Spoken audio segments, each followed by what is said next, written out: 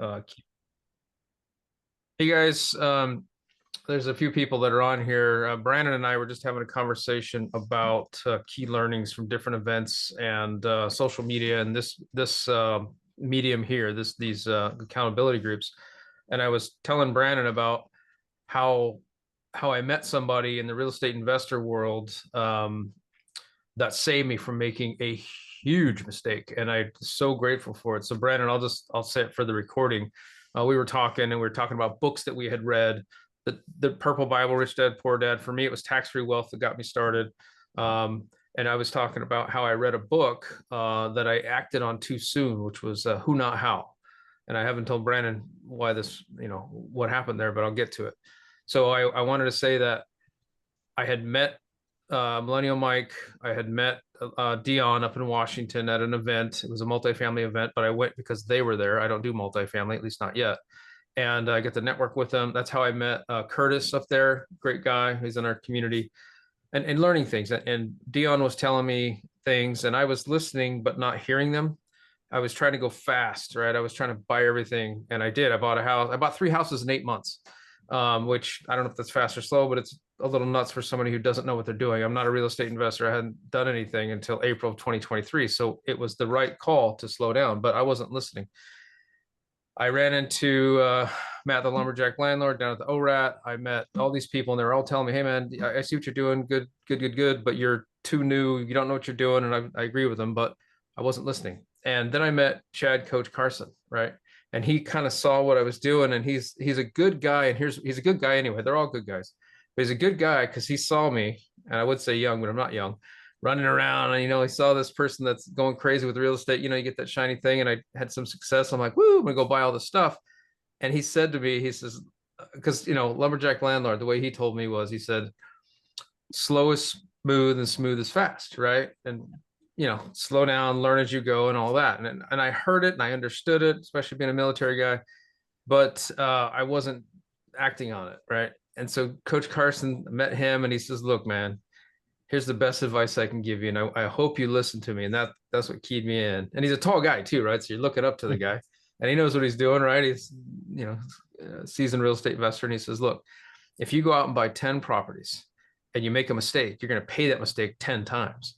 Whereas if you go out and buy one and you learn that mistake, you've avoided that cost and that mistake 9 times. And then it actually sunk in, right? And I'm learning that, for me anyway, everybody's got different personalities. Learn to listen to people that've been there, done that, right? Like, actually listen to them. Don't just like, oh yeah, whatever, and then go off on your way. Especially when you have Dion, lumberjack, right, and all these guys, and then Chad, and all these like seasoned guys, all telling you the same thing. Don't be like me. Listen to them, right? And then luckily I did, because had I not done that, I would have gone off and made some bad purchases and gone crazy with it. And if people want me to get into that, I'll tell you about that later. But anyway, I just want to open up with that. So. And I think it's, the what I did hear of Coach Carson, I think each one of those guys has a different delivery. And, I really wish, and you and I were just talking, that was one of the regrets that I had leaving, is the moments I did get with him. I thought, wow, this guy resonates very well. And I wished I would have had more time. So you and we were both saying, I hope he is there at that ORAT event, because I'm going to be intentional in seeking him out, Yeah. because just he has a calmness to his delivery that gets you to pause and listen better. Yeah. I don't know if he's North Carolina native, but I think he is. And he's just, yeah, you're right. He's just got that. If he was a sales guy, I mean, and he kind of is with his books and his training and all that, he's killing it, right, for that mellow thing. And he's got the history behind him too. So It anyway, is. so I thought I would share, like, in the corporate world, you typically have meeting minutes and all this formal stuff, and I've been avoiding that. But I was talking to Brandon, and we decided that, hey, you know what? The reason they do that is it actually has value. So I'm going to try this. Let's see what happens. If I can find the damn thing. Okay, so last week we talked about all these different topics, and Brandon and I were looking over this, and neither one of us remember what the Saint Germain Act was. So we Googled it and read it. We still don't know what the hell it means. So I'd like to open up by asking people that were here last week, what the hell is the Saint Germain Germain Act? And anybody know?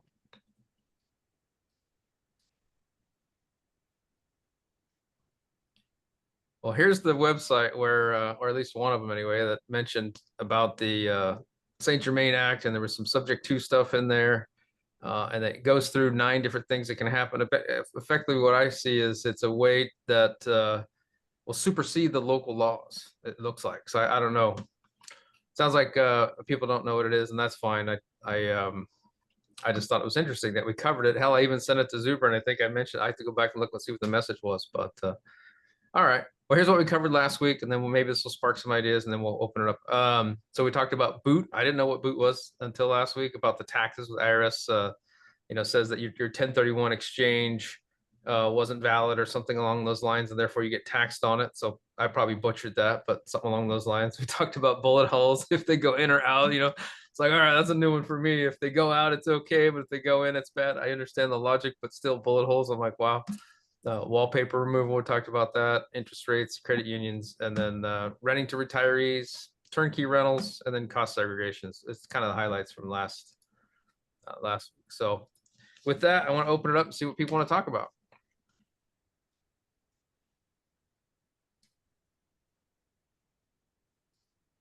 Hi, guys. Can you hear me? Yeah. Hold on, I'll turn off my camera here just a second. Let me grab my glasses. And okay, hi, and I'm looking for a pen real quick. Sorry, I am tardy and it's my first time attending this. Oh, welcome, Karen. I can't find a pen, of course, when I need one. Okay. So while you're doing that, I'm sharing my screen. Are people seeing it? I do. I'm gonna listen while I go find a real pen. Okay. Do people like this? Should I do this? Should I not do this? Share the screen. It's pretty. It's what? It's pretty. It's pretty.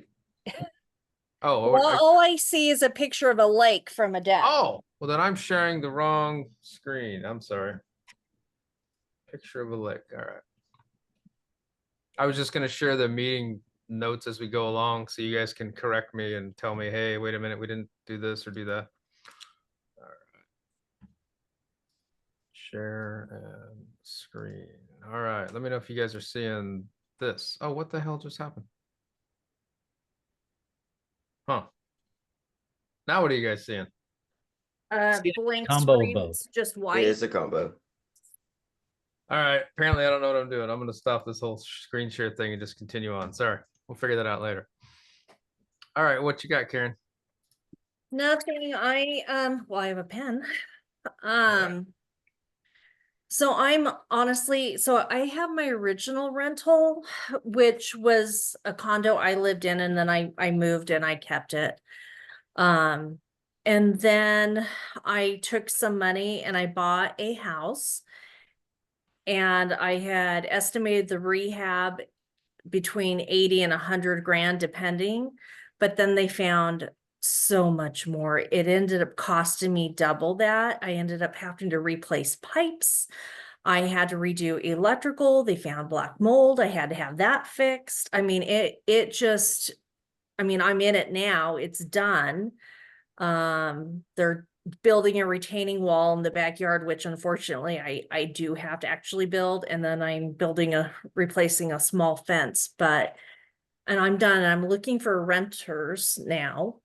I'm having a hard time finding anybody with a decent credit score. Everybody who's applying is either not saying what their credit score is, and I refuse to show it without them saying, yes, I meet the minimum requirements. So it's getting frustrating. And I'll be honest, I am tired. I mean, I'm exhausted.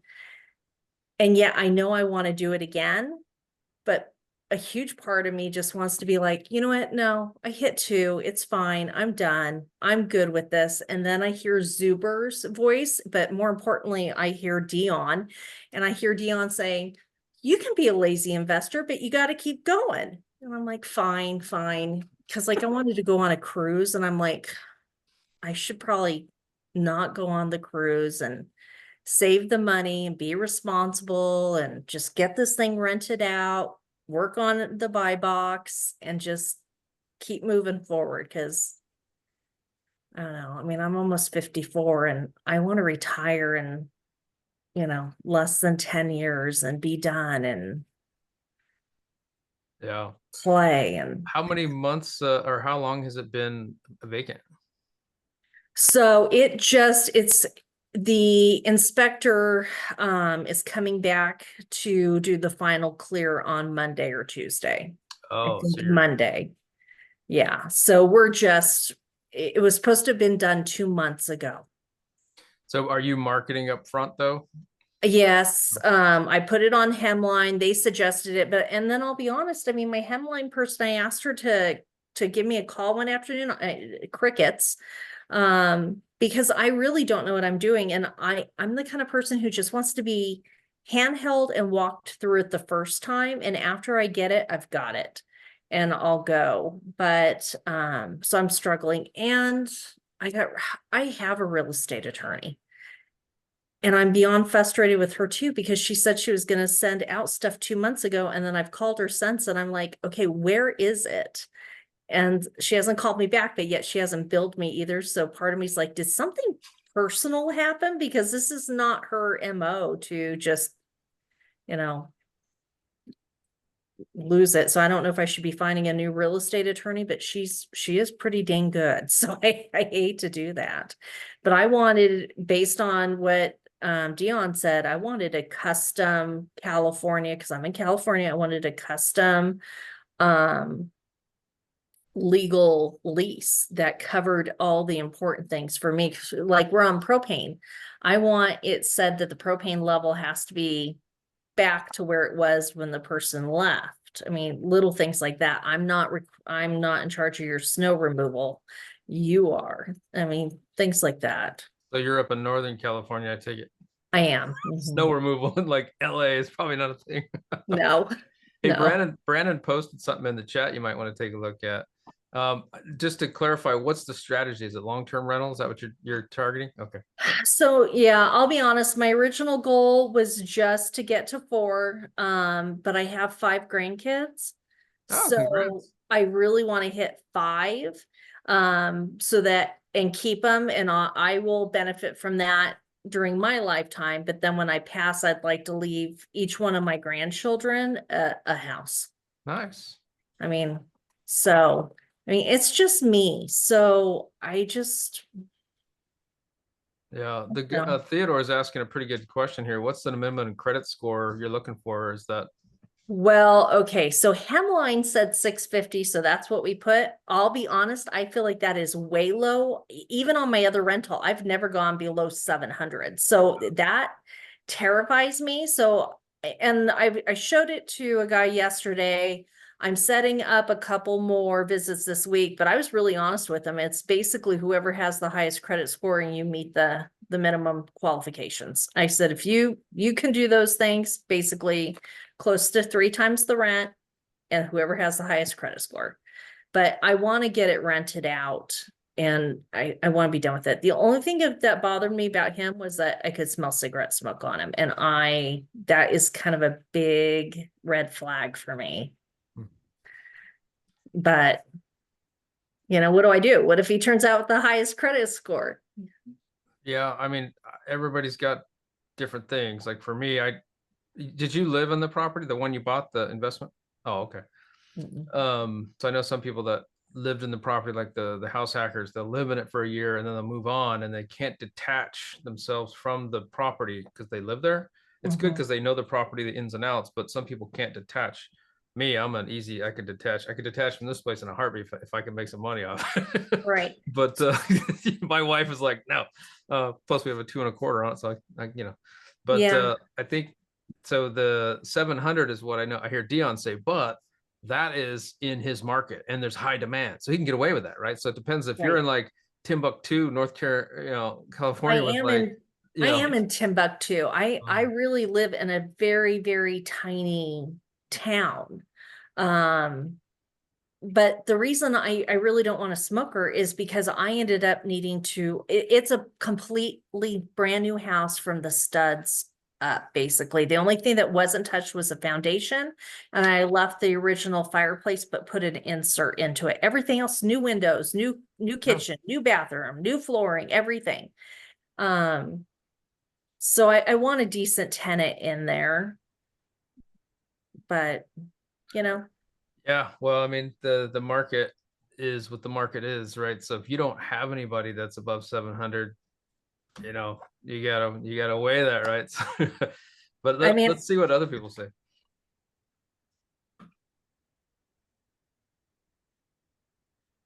what do you guys think?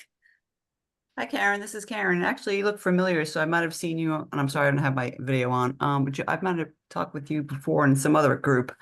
But I've actually used Hemlane, and they're great. I've only got one property, but have you run comps on area average rents? Yeah, I'm actually asking slightly higher for mine because it is small. It's only a 2-1. It's tiny. It's like 860 square feet. So it's small, but I'm asking 2,200 for it. Which is important because my fire insurance up here is pretty expensive. Yeah, I would imagine. And what about did you get professional pictures done? I didn't. So I think that really helped mine quite a bit. I paid like $175. It was well worth it because I can keep those photos forever. So I would suggest that too. And then you can upload them to Hemlane. And that I think that really pushed my product pretty well. Can you, since you use that, can I go back and replace the pictures that are already out Oh yeah. there? Yep. You're Yep. all nodding yes. Yep. Okay. Yep. Yep. I always share that the first showing happens online. Okay. Think of it that way. So if you've got, I do professional photography on all my properties because I want to get them to the second showing. Okay. Brandon, I think I met you at ORAAT last year. I think I sat next to you at lunch. Okay, I just don't remember. Pretty sure. You build the houses, right? Yes, I do. Yeah. That's Yeah, good. I would say on our credit score, now we manage a lot of properties too. So I'm combining both of those ideas, and I have my property manager manage mine also. But we're in the 600s. I will say it's become a more challenging. I put this out to somebody that had a question in the Dallas-Fort Worth area earlier this week in SKOOL, and just let them know too. We're seeing a slowdown in rentals right now, and it started about 4 or 5 weeks ago. And so it is becoming, I don't know, it's just getting a little more difficult placing people in properties in all the properties we have across Dallas Fort Worth. But our credit score, we don't put a credit score on our criteria, but we're generally looking in the 600s. Okay.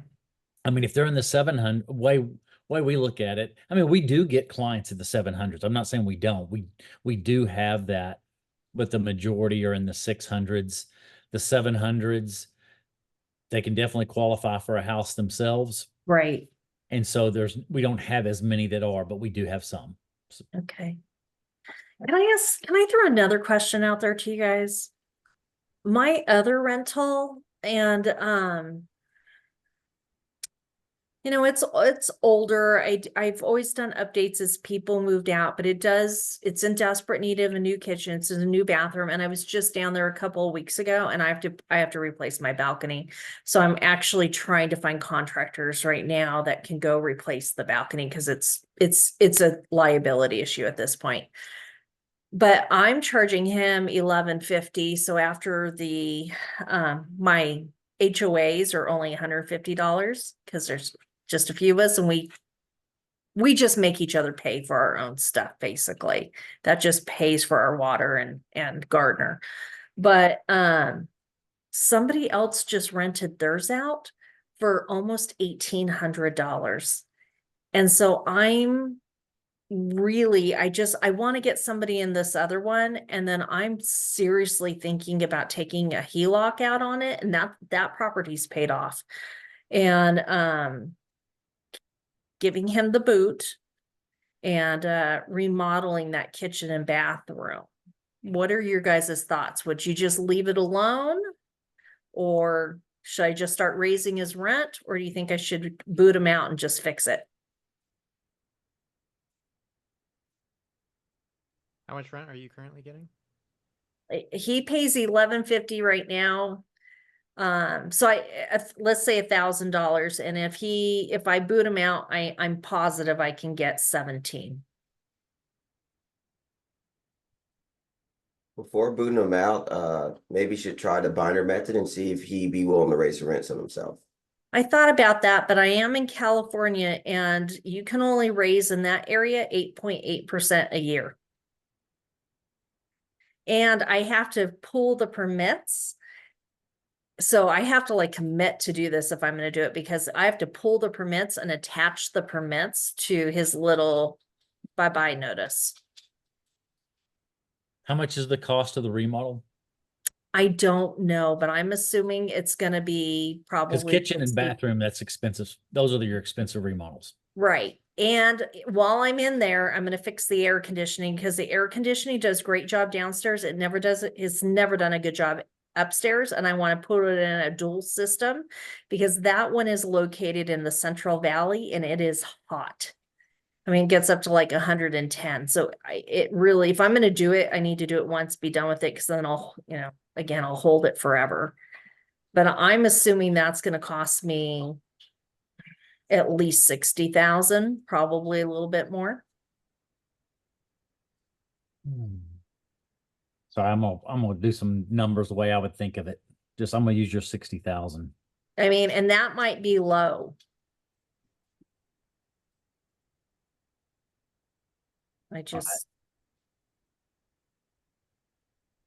So I just used 75,000. So your payback is just under, it would take 10 years on that payback. It'd be just under that 10 years if it was 75,000 to go from 1,000 to 1,700. So it's going to take 10 years before you're back to break even. So maybe I should just start raising his rent every year. And then when he moves out, then.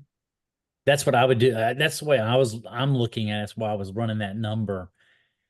10 years, that's a long, long payback. Yeah. So Max Karen, it out at the 8.8 every year till he moves. Okay. does your county or city have different rent control laws than the state of California? Yes. I do have one question for you, Karen. Do you always raise the rents every year, or you just been leaving it the same? No, I've left it the same for a long time, because I'll be honest, this isn't a trashy little town. And personally, I feel like it's getting worse. But I'm still in the good area. I'm on the edge of the good area, but I am still very much in the good area. And there's so for something that's everything else is a home. So there's only the 12 rentals, 6 of them are owner occupied, 6 are rentals. And my neighbor hasn't raised her rent either. And so we had always kind of just stayed kind of the same. In fact, I think I charged more than her, but then we just got a new investor in, and he told me what I went and looked at his, and I'm like, okay, well, mine is pretty comparable. I mean, your kitchen is definitely better, and his bathroom was a little bit better, but I'm like, I need to raise it. I really want to use Dion's binder method, but I also don't want I don't want any issues.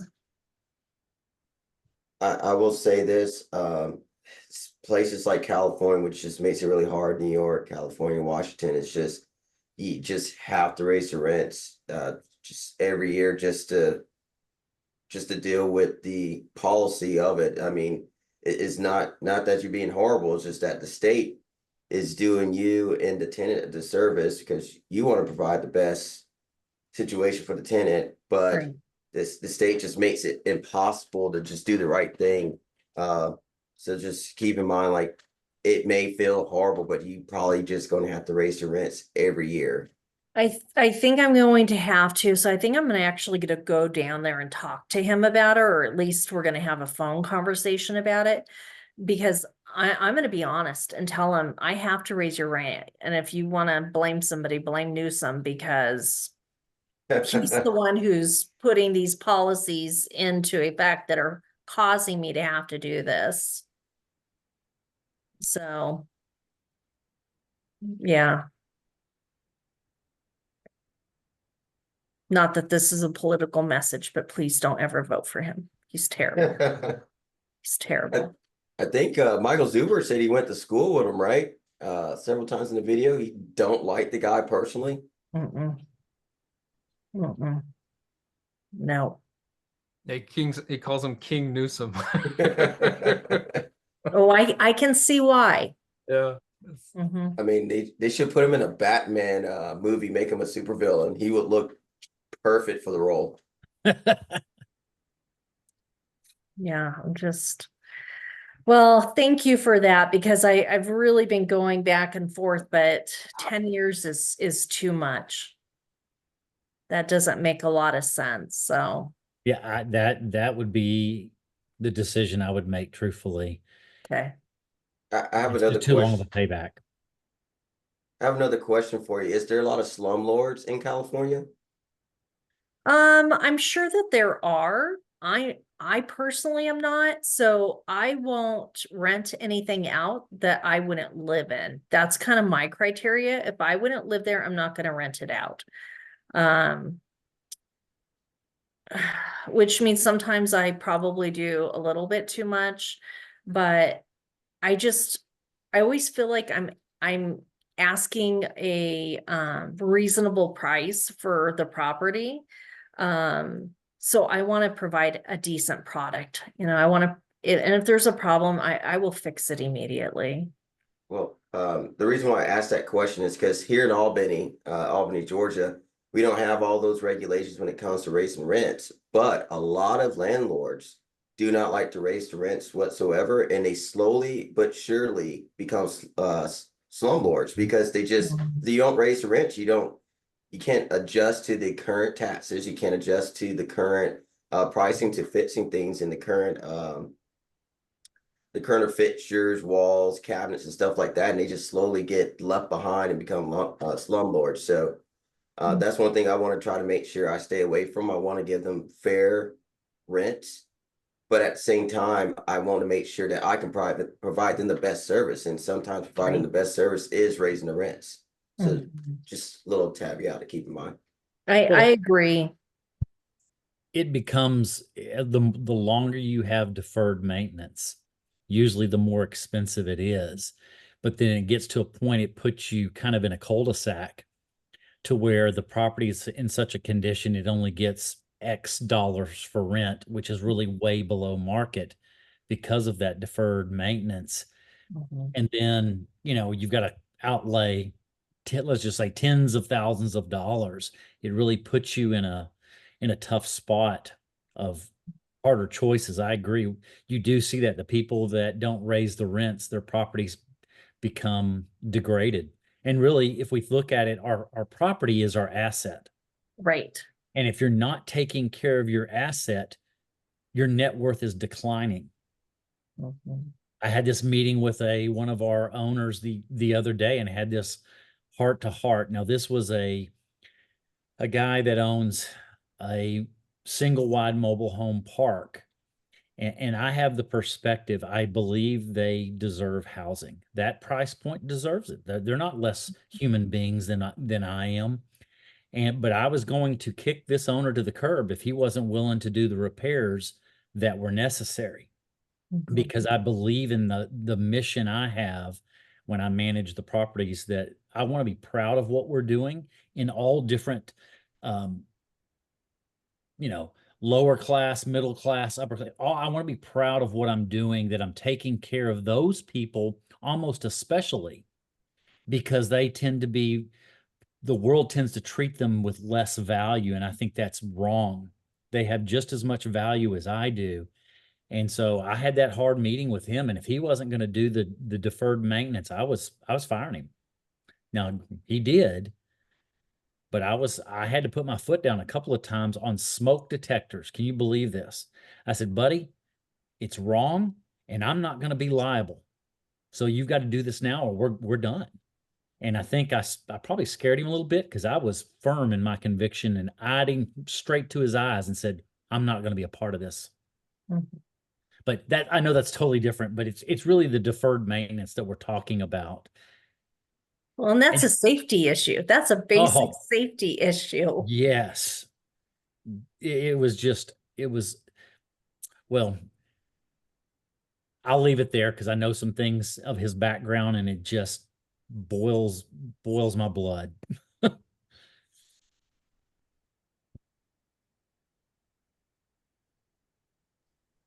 All right. Did you get all your questions answered, Karen? Yes, thank you guys. I have one for Rictavius. What is What's that that? light, man, in the background there? What is that thing? Which one? On your The wall right there. triangle? Yeah, what is The that thing? triangle? Yeah.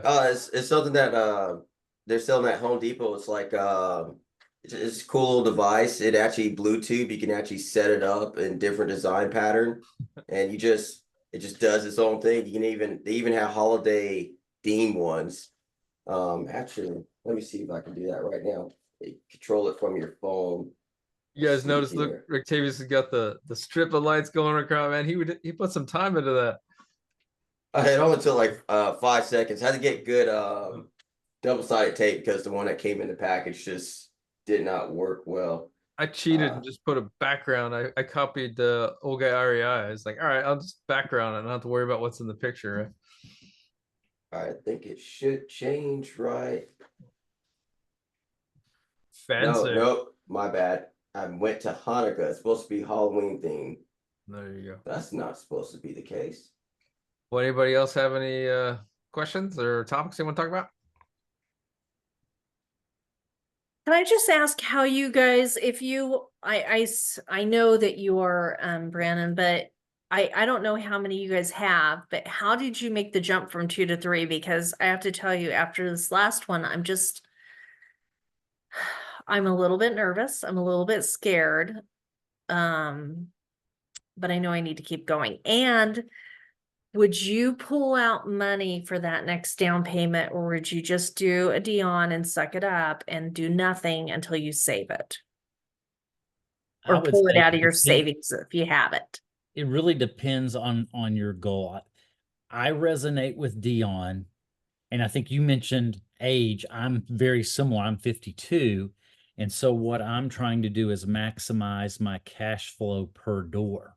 Mhm. And if I keep recycling capital, not that it's wrong, it's not wrong, it's just different. If I'm recycling capital, my cash flow per door goes down. So I'm making the choice, even right now, of every new purchase, I'm putting new dollars in, not recycling capital, because I want to be done here in less than 5 years of the number of doors and then let it mature. So I actually have a video coming out. I filmed it yesterday for my YouTube channel. I'm going to talk about my first 4 properties, and I'm talking about today and what it looks like 10 years from now. And if y'all comment, look at it, I will have it published probably by middle to late next week.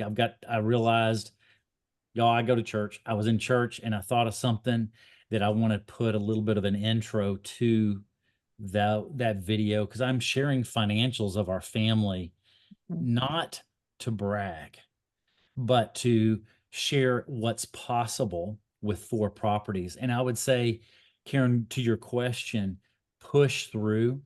As we all know, anything that's worth it is hard. It is hard. Mhm. If it was easy, everybody be doing it and it wouldn't be worth it. And so you've got to realize it's worth it. It's hard because it is worth it. Mhm. And you're pushing through the pain.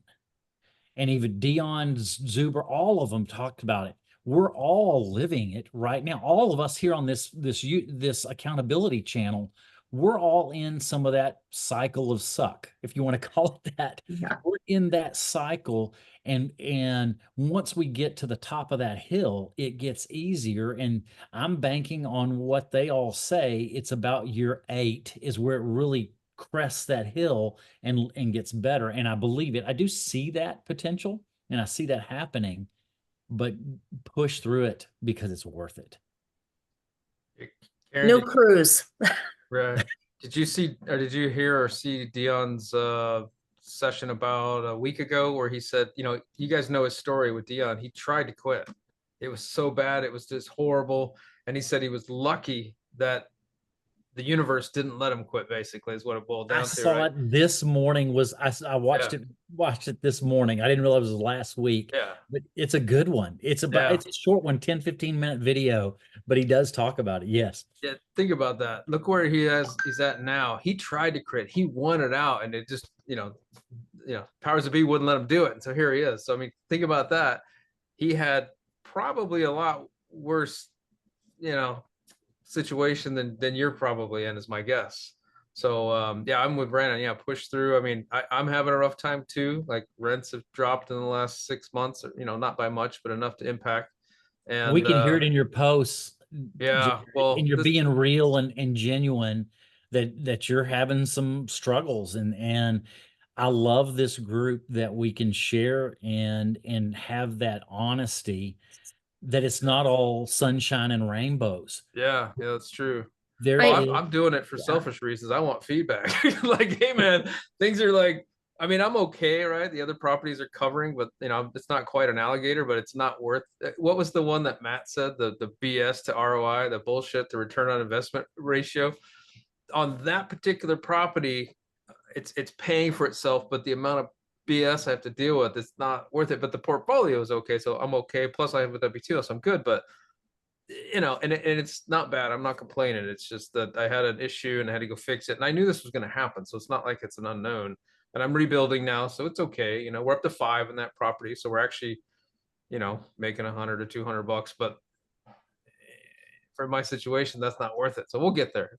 But And yeah, Jared, I like this community for the honesty. Yeah. I wonder if your model, and you tell me if you've wondered this, because I didn't post it in school. I wanted to kind of talk to you face to face. Do you think your model, you're going to end up in a cul-de-sac that the model you have takes up so much time that you won't be able to do many? I'm just curious. Yeah, I'll hit that threshold at about 7 is where I figured it. But just so you know, that's not my end all be all. That's not my end goal. My end goal, well, my short-term goal. So this is something Coach Carson, this is why I resonate with him. He talks about climbing Mount Everest, right? You're not going to climb it in one day. You're going to hit these plateaus. So Karen, maybe this is something you can take from this. Maybe you do need a break. Get this one stabilized, sit on 2, chill for a bit, take that cruise, whatever, relax, refresh, look back on it and say, okay, where am I at? And then come back and attack it and be a little, fresh. Yeah, I have to tell you, I think if I was slightly weaker, I would just be like, forget it, I'm done. But I know it's just me. And so I mean, I know what I want to be able to travel, and I want to be able to do really fun things with my grandkids. Forget their parents, but the grandkids I want to do fun stuff with. And so I hear it's great. I wish we could have had grandkids first. me too. Boil them and give them back. Yeah. But so I do know what I mean. I want to be able to go to Europe and go do fun stuff with them and not feel like I could never do that. I mean, that's stuff I want to be able to do, and I can't do it unless I'm bringing in more money. So I just want to make what I do have work for me in the best possible way. I do have some stocks, and I go back and forth about cashing those out all the time. And because if I cash those out, that will give me a really good down payment on another one. And I feel like my money is safer in real estate than the stock. I mean, I lost $100,000 in a month I mean, I've gained most of that back, but not quite. And you just don't know. And so I feel like real estate's stable. Yeah. I mean, it might go down a little bit, but you know it's gonna go back up. So I don't know. But yeah, I may need a few months off. Sorry, I didn't mean to corner you there and put it back on you. I know Brandon was asking me a question, but yeah, I do believe it's going to get saturated, but I plan on pivoting in about 5 years anyway. So, So I'm doing it for cash flow for now. what are you doing? Because I don't know. Oh, I'm doing rent by room co-living Oh, out of state. So I live in Oregon, but I'm doing co-living or through pad split in Arizona. So we've got 3 properties now, 24 units, and we're at 20. No, we're at 19 right now. So we hit a dip. We were at 22 or 23. We're 90% occupied, and it was great. And the reason I'm doing that is, if you guys don't know, rent by room is one of the plays that's cash flow big time positive, right? So that's what attracted me. Everything else sucks. I mean, I'm not gonna lie. The pro is the cash flow. The rest of it sucks. So that BS to ROI meter that I was talking about, the BS is pretty high. But the cash flow matches it, right? It's just like anything else, how much you put into something is it's like a teeter totter or fulcrum, it's like, that's how it works, right? But it's working out well enough, right? So that's what I'm doing, but I'm just doing it for the cash flow for now. And then I plan on pivoting in like 5 or 6 years. We'll see how it goes. do you guys are I know Brandon, you're doing your own market, but is anybody else out of state? Because California is getting pretty challenging. And so I am a little worried about buying the next one here, although I may go in on a property with one of my friends. She's pretty interested too. She's a CPA, great money lady. And so we're kind of toying around with that idea, but part of me wants to leave California. Just so are you guys all in your own markets, or Not me. I'm out of state big time. you are? Okay. I'm in Oregon, so I'm in the same boat as you are. Matter of fact, 2025, they're implementing the rent controls. I saw. I'm so glad I'm not here. I'm gonna be honest. I can't stand this state as far as the laws and regulations and crap. It's insane what they're doing. So I feel you. I think California's worse. Yeah. It's not good. Rick, what about you? I'm investing in my own backyard, so I'm only got like one house, and it's supposed to close on 30th. But here's the great part. Hurricane came through. So all the insurance companies just blacked out, had a blackout period. Everyone's closing, it's postponed. So just waiting to hear back from the insurance company. And I also overheard my lender, I'm not sure I was supposed to hear about it, but apparently the guy that's selling it to me the house is in a trust. So not everyone has signed off on it quite yet. There's like one person missing. So I overheard that tidbit. I'm like, what is going on, guys? Because I want to close on this as soon as I can. It's a really good deal. Once I get it up to market rents, it's going to have an 18% yield. Oh, So, wow. Good for you. Yeah. So, and I'm already, just because I'm buying this one doesn't mean I stop looking in the market. I'm already looking at new deals. I'm like, I see this house that's been on the market for 64 days. I'm like, gosh, I need to get this property stabilized so I can get back in there. So, give him what a really good disrespectful offer. Just go ahead and just crush his soul. You could be saving them. You never know. Oh yeah, I want to help them out, but I also want to make sure I help myself out. So at the same time, just give and take, because I see that property, one of them, I may actually use a VA loan, buy it, live in it. And I can't see what's really wrong with that house, but it's way under market for what's going on in Lee County, because it's a little weird dynamic. So Doherty County is cheaper. It's in the city, and outside is Lee County. and their nicer homes rents are much higher over there. So I may just house. Well, it's not really a duplex, so it's a kind of weird house hack. Buy it, live in it, do small renovations, get out of there, and put a tenant in there. Okay, so I'm not moving, and I'm not gonna lie about that. I actually like Dion's model of moving, so I like the fact that you're really thinking about that. But I'm not going to, and I also have a 2.25% interest rate, so I'm not going anywhere. But I did think about getting a roommate, and I the people who've been applying are just like, it's like, no, no, this will not be a good fit, so no. But I was thinking about doing that because I'm like, okay, everybody has a side hustle. I don't want to work more than I am, but I thought I don't mind having roommates. I didn't mind it when I was younger. I really don't think I'm going to care today. But I'm not finding anybody. But this house is still in my husband's name, and I haven't transferred that over yet. And I know I'm supposed to, and I need to.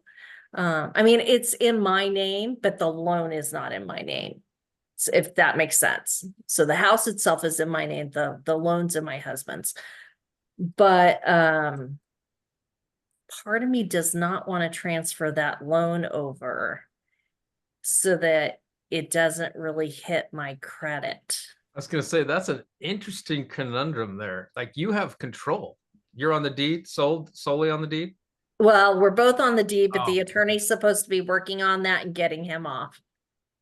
Well, He's deceased, so he's not doing anything. oh, sorry. I'm sorry to hear It's that. okay. No, it's okay. It's okay. So, but that's why I'm like, okay, so they told me I don't have to switch over the loan. And so I'm tempted really to just leave it alone, and this house will go in my name. Yeah, you know how many people are out there trying to find sub two and all that? I'm one of them, kind of. I'm not a big fan, but it looks on the outside like the situation you're in is not a bad one, right? Because your debt to income is not going to reflect that, right? Yeah, I mean, damn, that's huge. But then on the flip side, though, oh wait, you're not renting the house out. Okay, so you don't have to worry about the rental income. Okay, yeah. No, Do you have a close friend or family member that may want to move in and then help you out? That no, way, you know. I'm up here all by myself. So no. Mm-mm. I did just try to get my high school boyfriend to move in though, because he was here visiting this weekend, and he doesn't know what he wants to do, and he wants to retire. And I'm like, well, move in with me for a couple of years. You can have the other big bedroom. Man, Karen, you're coming in with a bang, man. Like, oh, I've never been here before. Bam. That's good though. It makes it interesting, right? Like it's usually we're talking pretty, string and do some stuff, and all of a sudden Karen's like, Yahtzee, I invited my high school boyfriend to live with me. Awesome. Well, He'll never live where he's at, but he wanted to retire early, and I'm like, well, if you want to retire early and you're saying you can't touch your money till 62, come rent a room from me and ride your motorcycles all day long, and we get along okay. So you can do your own thing, I'll do my own thing, and life is good. And then I get money every month. Yeah. well, I wish I can do that and rent out a room, but my wife is not really very keen on having strangers in the same house, sharing the kitchen and bathroom and all that. I wish though, I wish I could do something similar to that.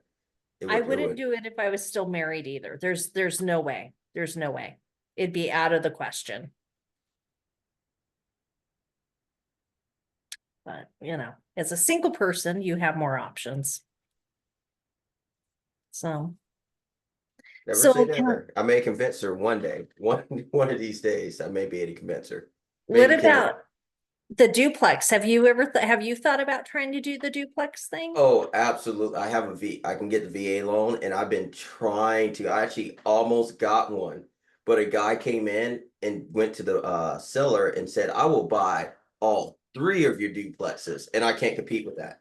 Oh, wow. He bought all of us. Like, I will, because it cash flowed. I think it was like a 6% yield at asking. So I said, hey man, go ahead, throw it in there. And someone got to the seller before I got to and said, I'll buy them all. And I just, oh man. In Albany and Lee County, duplexes, if they're good, disappear before you blink. Mm. So it's one of those markets where you pretty much only can get single family homes, and it's like a 70% of the homes here in Doherty County are rentals. It's kind of crazy. Yeah, I was speaking to the county commissioner about that. It's like, yeah, 70%. It's like, that is ridiculous. But yeah, it's you just have to find a way to do it, because right now the houses are between 1 to 4% yield if you buying them, and cash flowing is small, if any. You're talking about a gator. So right now with the current interest rates and everything going on, it's really tough. It's really tough, especially for a single family. Yeah. Can I ask what everybody's goal is? Like, do you have a number goal or a money goal, or do you want to do more like Dion? Do you want to be more like Zuber, Mike, Millennial Mike? Dion for me, Dion. but I'm going about it a really stupid way, but I have to do it this way to get the cash flow and then pivot along the way to get towards the low maintenance properties like he does. It's like I'm watching him for the future, right? Mhm. So I'm not doing it now because I'm doing the rent by room, but I'm doing that for the cash flow to build up the reserves and then work it, and then slowly switch as I go. Because my goal is the same as, actually dollar amount probably about the same, really 200K, free and clear, travel like you, Karen, and then have as low BS to income ratio as I can, like just like Dion. I want to be Dion when I grow up. Me too. What about everybody else? Well, my goal is probably a little bit of mixture between Matt and Michael Zuber. I'm in politics, so I'm a political officer. So my main goal is impact, and uh it's really hard to work a full-time job and be able to do that type of impact that you want to do. Also, I like what Matt does, is like he gives back to the community by investing, and I absolutely love seeing that type of thing. So I want to do a little bit of both. So once I get financial freedom where I don't have to work, I can retire my wife, I can actually start focusing on doing pet projects that could help out the community, still get a little bit of something back, but I'm not looking for like huge yields or anything. If I can get 1 or 2% back and I can create major impact in the community, that would be amazing. So that's my main goal in life. It's a good goal. Mine, I would say it's 20 doors. I say sometimes 23. I've run models on spreadsheets, but it's similar in that 200,000 in cash flow is what I'm wanting from, and it's from multiple streams of income. I believe in having more than one stream of income. So right now we're at 5 streams of income. I think by the time I'm retired, it'll be down to 3 primary streams of income. But at 200,000, that gives the freedom. I'm at 5 streams also, but one of those is the W-2 that's going to go away at some point. Sooner the better. Yeah, right now my stream of income is I have a side gig. I do DoorDash. I work at Home Depot as a merchandiser, and also I get VA disability for my injuries. So my goal is to add on rentals That's my primary goal, and I'm a little bit curious about buying boring businesses. So I think after 5 or 6 years of focusing on getting rentals, I may look at getting a boring business. Hmm. Rick, do you know if I can use my husband's VA loan? We never used it. Ooh, You I'm not might be able to, sure. Karen. I'm just wondering. Did I hate to pry, did he die from his service connected injuries? No. Mm-mm. Cancer. Well, how long Okay. was he in? Not very long, like, I don't know, 3 years when he was young. Hmm. That'd be a question I would ask a mortgage broker. They're going to probably be able to answer that. Yeah. They'll know. Or your I'm not sure if your county has this, but some counties will have what they call VA representatives. The idea is they're not VA employees, they're the county employees, and they actually help you essentially sue the government. But the reason they do that is because it brings income into that county. So it behooves them to do they call them, I think, VA advocates or something like that. So I might look. I'm sure rules change on that kind of stuff all the time, but I might look into it because I was thinking about that as we were talking. You were saying you're a veteran. I'm like, we never used that. I wonder if I could use it. Well, did he ever deploy to any country? No. No, was we he were in a war then. was he in a Marine by chance? He was Air Force. Oh, okay. Because I saw the thing with the Camp Lejeune thing that's been everywhere. Yeah. Yeah. Yeah, it's definitely worth looking into. And then Rick, also you might look into this. Are you in a primary right now? No, I'm actually renting. Oh, okay. Because well, when you do get into a primary, I don't know about, and you're in where you at, Georgia? Georgia. Georgia. In Oregon, they have this thing, and it didn't amount to much here. But if you have a certain disability level, you can submit every year. There's a time frame here anyway. You could submit to have your property taxes reduced based on your percentage. And for me, it ended up being like $30 a month. But hey, man, it was something. I was like, what? I was thinking it was this big deal, and it's all it does is they look at the annual and they take off a little bit, and it's like, okay. But and even that you have to be, a certain percentage. So it depends on your disability rating and all that. So Yeah, right now I'm kind of stuck at 80%. Georgia doesn't have much. I may can look at see what they have locally because they have the state ones and then there's the local ones. I have to take a look at that. But that's also another reason why I want to move to Texas in about 5 years. So Brandon, I may hit you up when I get over there.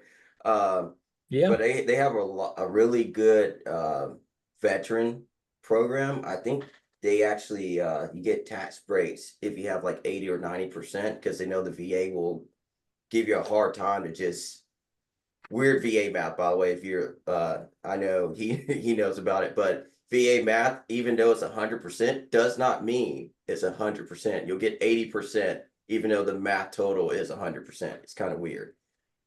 But I know Texas has and also I'm also interested. Yeah, said also twice.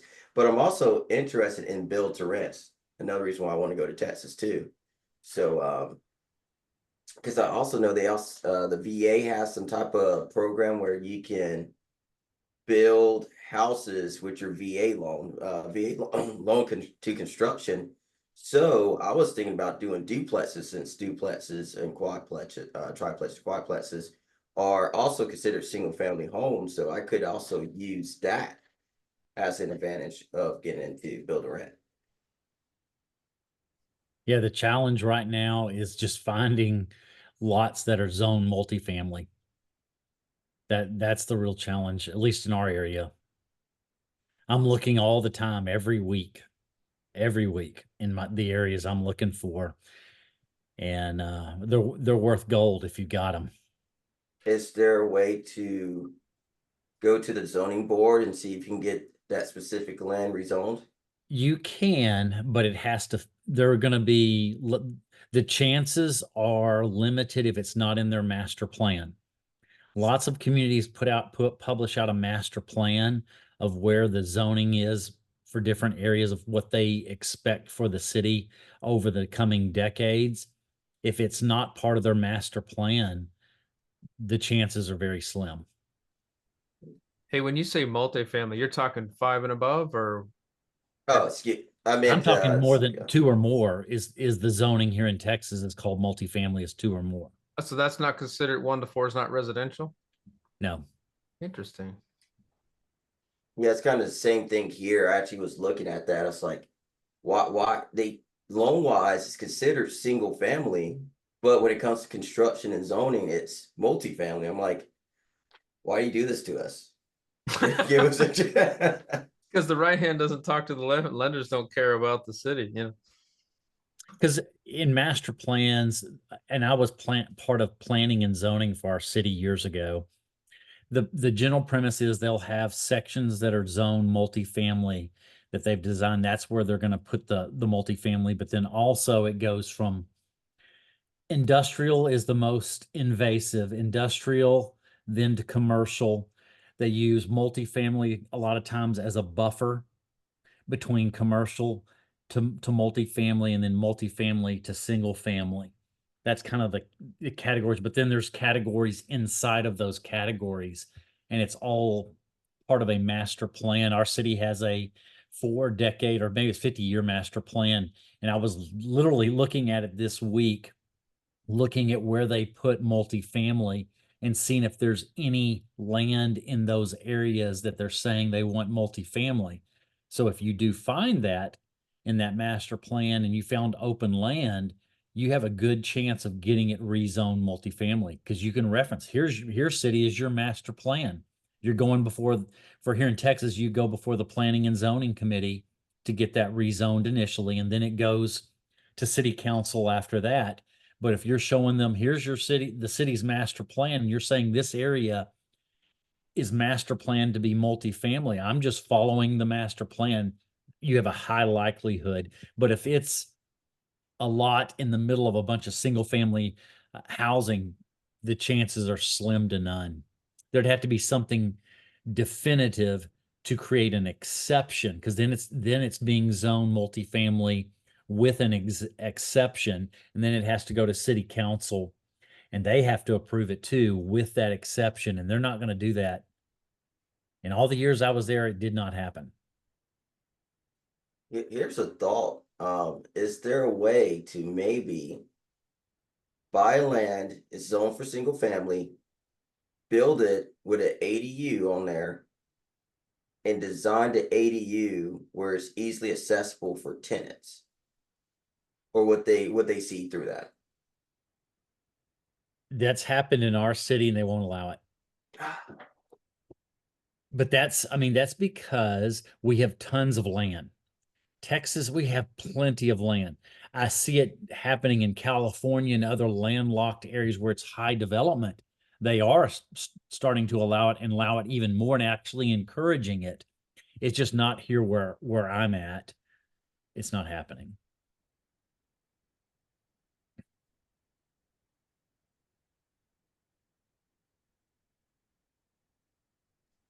We're all nodding along like, yeah, okay. What's next? How about a change of topic? What is y'all plans for insurance? So the property I bought, the insurance is off the charts. But the way I've mitigated it is by covering the property for what it's valued on the market, because I'm buying it so under market. It's worth about 140,000, 150,000, but I'm buying it for $85,000, that I'm covering up to market, where if something really bad happens to the property, it covers paying back the loan, which is $65,000, and it covers my equity injection, and then also any extra equity that's left in the house. Where my plan is, if like the tenant burned down the house, I know there's an entire market that would just buy burnt down houses for nothing. And I'm like, I'd be willing to sell it for like 5, 10,000, 20,000, whatever they'll take the cash and go put into a different property. So what's your thoughts on that? Are you doing 5% deductible or higher on your insurance quote? Yeah. I learned something just this week. I'm working on right now two builder's risk policies, but it's a friend of mine, so he was explaining how these rates are being set, and he mentioned something to me I just wasn't aware. They wanted to know how, of course, how close the fire hydrant is to the property, but then he also was finding out more information on the fire department that was going to be responding, how many minutes they were away from the property. Plus, this was not the city that I'm building in. It did not have a full-time fire department. They are considered like a volunteer fire department, and that raised the rates about another $200-300, actually about $300 on my builder's risk policy, because it's a volunteer fire department. It's not part of the city. But little things I learned. Mm. Where I'm at, you can't even get that anymore. I just got canceled this year, and almost everybody else that I knew had already been canceled. So I'm on the fair plan. They made me, or my insurance company, going through the fair plan, made me get an appraisal. So the appraisal won't even cover the cost of my home. So for what it will sell for is not what I could rebuild it for. Wow. Same here. So- It's what the insurance company quote is that to rebuild that house, it would cost about $365,000. But on the market, it's worth between, if you which the brokerage, the real estate brokerage I'm working with, said between 140, 150. Zillow, they're crazy. They went all the way up to 170, 180,000.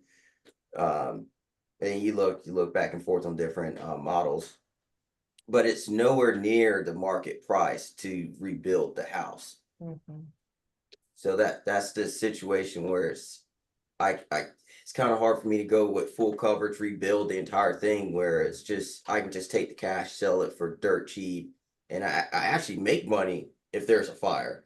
In a weird way. This video is totally gonna be used against me in the future if the tenant burned down the house. But Want me to edit that part out, Ricky? yeah, thank you. But it just didn't make sense to me to go full coverage when I can just cover the value of the house. And it satisfied the loan. I mean, satisfied the bank by making sure they get their money back if something happens. Which I actually talked to my loan officer. Constant communication with him now, letting him know everything I plan on doing is, hey, I'm only covering for the market price. That way you guys get your money back, I get my money back, and then whatever equity's in there, it's just whatever. And he was fine with it. He nodded off. No issues from the underwriter with that. Which I'm pretty sure Brandon can tell me if there would be actual issue with that. Nothing to stop me yet with this. They haven't told me no.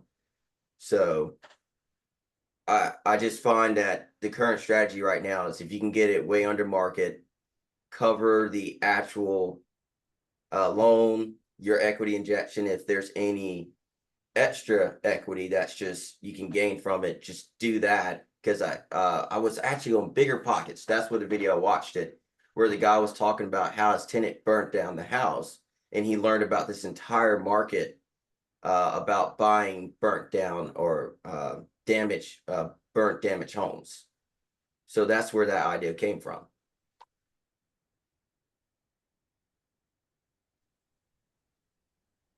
Yeah, how I mitigate it is I just buy in cheaper areas, or not cheaper, but not high cost of insurance areas like Arizona, right? Like my insurance cost, I think, is $1,100 a year. Wow. So that's fine. It's just been rough for us because Georgia has been getting hit by hurricanes lately, especially in Valdosta. Poor Valdosta just been hurting.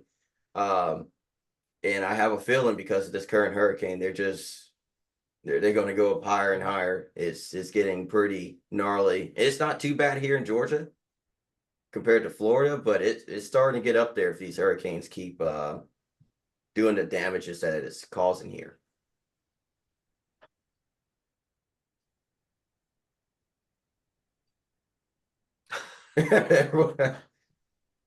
North south. Does everybody think real estate's gonna keep going up? Or are you guys really concerned about it going down at all? I'm not concerned about going down, at least in residential. I mean, I don't say this, but I'm betting in 2, 3, 4 years. I mean, these assholes are going to do the printing money machine probably sooner than later. And that sucks for the economy. But man, if you have assets like real estate, it's, what's Zuber say? Inflation's a feature, not a bug. Well, and I know Zuber doesn't believe that. He thinks it's going to stay flat for like 3 or 4 years. But I think the like if you look at history, we've had that 10-year or 12-year gap. But I think what's going to happen here, and this is a total guess, is now that we have this global economy crisis, like a global recession, I think what's going to happen here is there's nobody. Actually, this morning, I think Anna Kelly came out and said what I've been feeling for a while. She said, "Hey, look, there's nobody coming to save us this time, right? Like in the past, we could, leverage like with the bonds and everything. Other companies or other countries would buy and this and that." That ain't happening, man. And so it's going to be, anyway, point is, I think the cycles are going to get closer and closer together. Now we have the 4-year cycle, right? In which we're in the low now.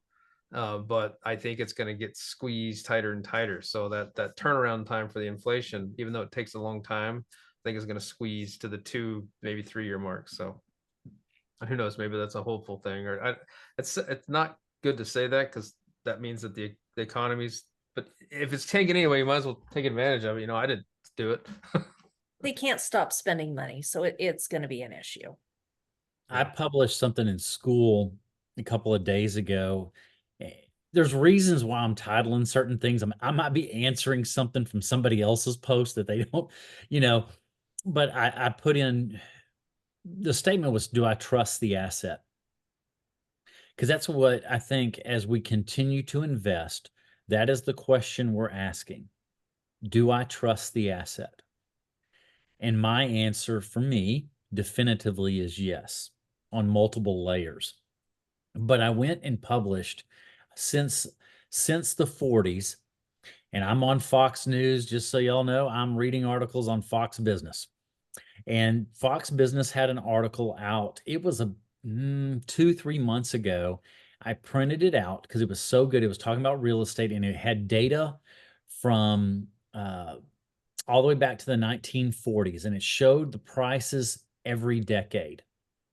And I published that in SKOOL a couple of days ago. The lowest decade of appreciation was 34%. That was the lowest since the 40s. We can have micro cycles where it's flat, or some of us remember 08 where it went down a little bit. Those are micro cycles. But I'm looking at, if I'm going to buy and hold, I'm planning to be in real estate till the day I die. So I look at it in that long-term perspective, and I wholeheartedly trust the asset, because even as governments print fiat money, that is a feature for all of us that own hard, real assets. That's the only thing that will hold value, is real assets. And housing is a core in the Maslow's hierarchy of needs. It's food, water, and shelter.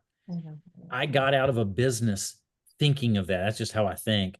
We were in the ad agency business, our family was, and it was shrinking and almost dying in 08. And so when I was facilitating the sale of that business back in 2010, I said, what am I going to do? Where am I going to get into an industry that the bottom is still not zero? Real estate's it. We all have to have housing. And so I got into selling real estate, and then eventually got into property management and owning my own. So I trust it wholeheartedly. And that's what I'm trying to answer, I guess, is I do trust it. And historically it shows it performs. Yeah. I trust it because of the supply. And I'm saying that from the state that has the most supply right now, listed housing. But it's not the end of the world. I mean, people are listing their houses for way too high. That's why they're sitting on the market, right? Where are But you at? Arizona. Well, I live in Oregon, but I'm investing in Arizona. So I think Okay. Arizona has, I think Florida and Arizona have the highest listings. And this is after the down, because I know a lot of people listed and didn't get it and came off the market. But the supply is still relative to, you know, where they referenced 2019 and before the pandemic is still low, right? I mean, it's getting back up there, but it's still relatively low. So the supply piece of that equation that everybody forgets about is huge, right? So I know that that's why they call it supply and demand. Demand is second, because demand can be, you know, elastic depending on other variables. Supply, at least in the housing industry, be it multifamily, residential, whatever, you're not going to turn on supply overnight, right? You're not going to like, oh, bing, you know, there's a house, right? Well, I mean, the boxable guys are trying stuff like that. But in That's general, where, you know, Zuber talks about the inelasticity yeah. of housing that protects us all, and it protects from stock market happens emotionally. Pricing happens somewhat emotionally. And because of the inability to create new supply quickly helps with the inelasticity of pricing with housing. So my response to that is there's only, I believe, if I remember correctly, there's only between 2 or 3 countries in the world where housing prices go down and only goes down after you build them. One is in Japan, and I can't remember the other two.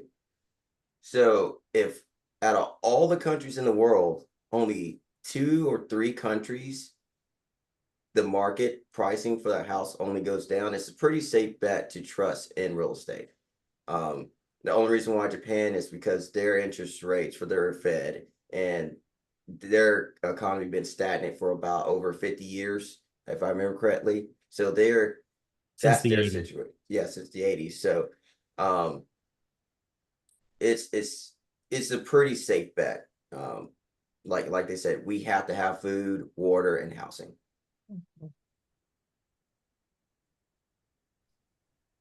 Yeah, and in a way, a weird way, the price is going up. You always want what you can't have, right? So human nature. So the price is going up, and unobtainable for some people means the demand will be a little bit more for whatever that is. And so housing, I think, is one of those things too. So and it's unfortunate because if you look at you hear people talk about the middle class getting wiped out. That's kind of what's happening, man. It's crazy. There's no long. I think in 20 years you're going to have, and this is kind of doomer, I'm sorry, but I mean, you know, that poorer class is going to grow and the middle class will move up towards the top. So it's going to be kind of a weird, like, you know, Zuber talks about bifurcated markets and things like that. Well, bifurcated, you know, economy and, you know, living standards and everything else. It's crazy. Like I said with the uneducated economist, and when Zuber was on, I actually typed in the comments saying that there's going to be 2 types of classes: the working class and the investing class. Yeah. The reason why is because people are not going to want to invest, and they're going to get left behind. Now then, you can be in the working class and be a CEO, don't invest, and, you know, making millions. Most of them, that's not how they really do it because they're smarter than that. But it's just that if you don't jump on the investing train, you're going to get left behind. And I truly see that between 50 or 60 years. There's a video game we're going to reference here. I'm not sure if you play video games. I'm young, 26. It's called Cyberpunk 2077. And it's a dystopian world where the corporations get so large that they even rival governments, and there's pretty much no middle class. It's just people that are working that can barely afford to go through life, and then those who have invested, and they're living life largely. Not saying it's going to be that type of dystopian world where corporations are taking you out left and right because they can, but it's going to be something similar, and it's going to be a sad situation. There's going to be a middle class, but it's going to be so small, so shrunk, and the government's going to be subsidizing those who are working and not having assets. And those who have assets are not going to have to worry about being subsidized by the government. That's what I see in about 50 or 60 years. That's why it's so profound that Zuber landed on the freedom class, you know, and I know that was from Dion, but I'm right there. I mean, I've shared all my stuff on YouTube. Nobody watches it, so I can do that. My financials. But you know, I make base 173 grand a year, 200K, and that's not cutting it. Granted, I live in Oregon in an expensive area, but that's the kind of stuff we're seeing. If you would have said that 10, 15 years ago, you'd be like, oh wow, you're rich. No, man, you're like breaking even.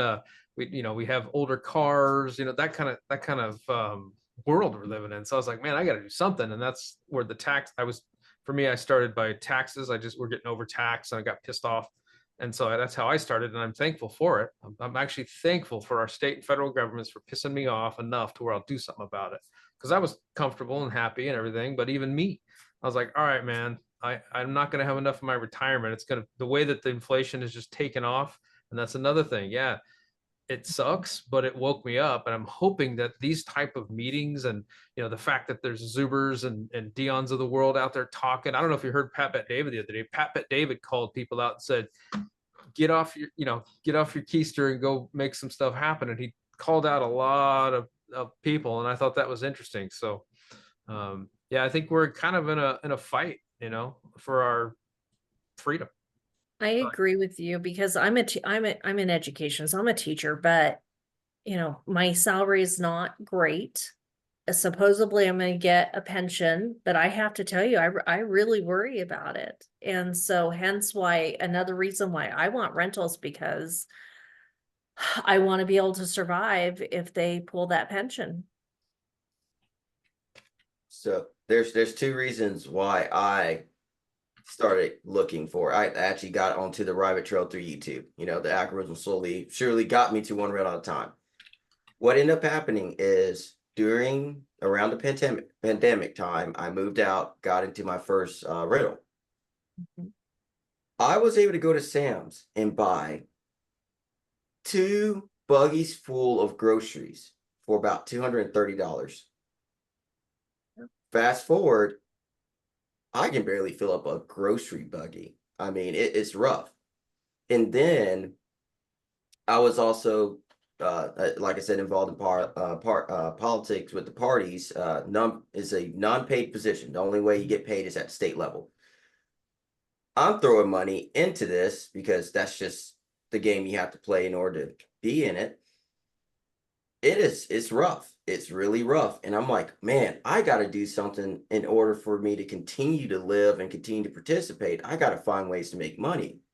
So I started going down the YouTube rabbit trail, how to make money, how to do this, how to do that. And then slowly but surely, I got into assets.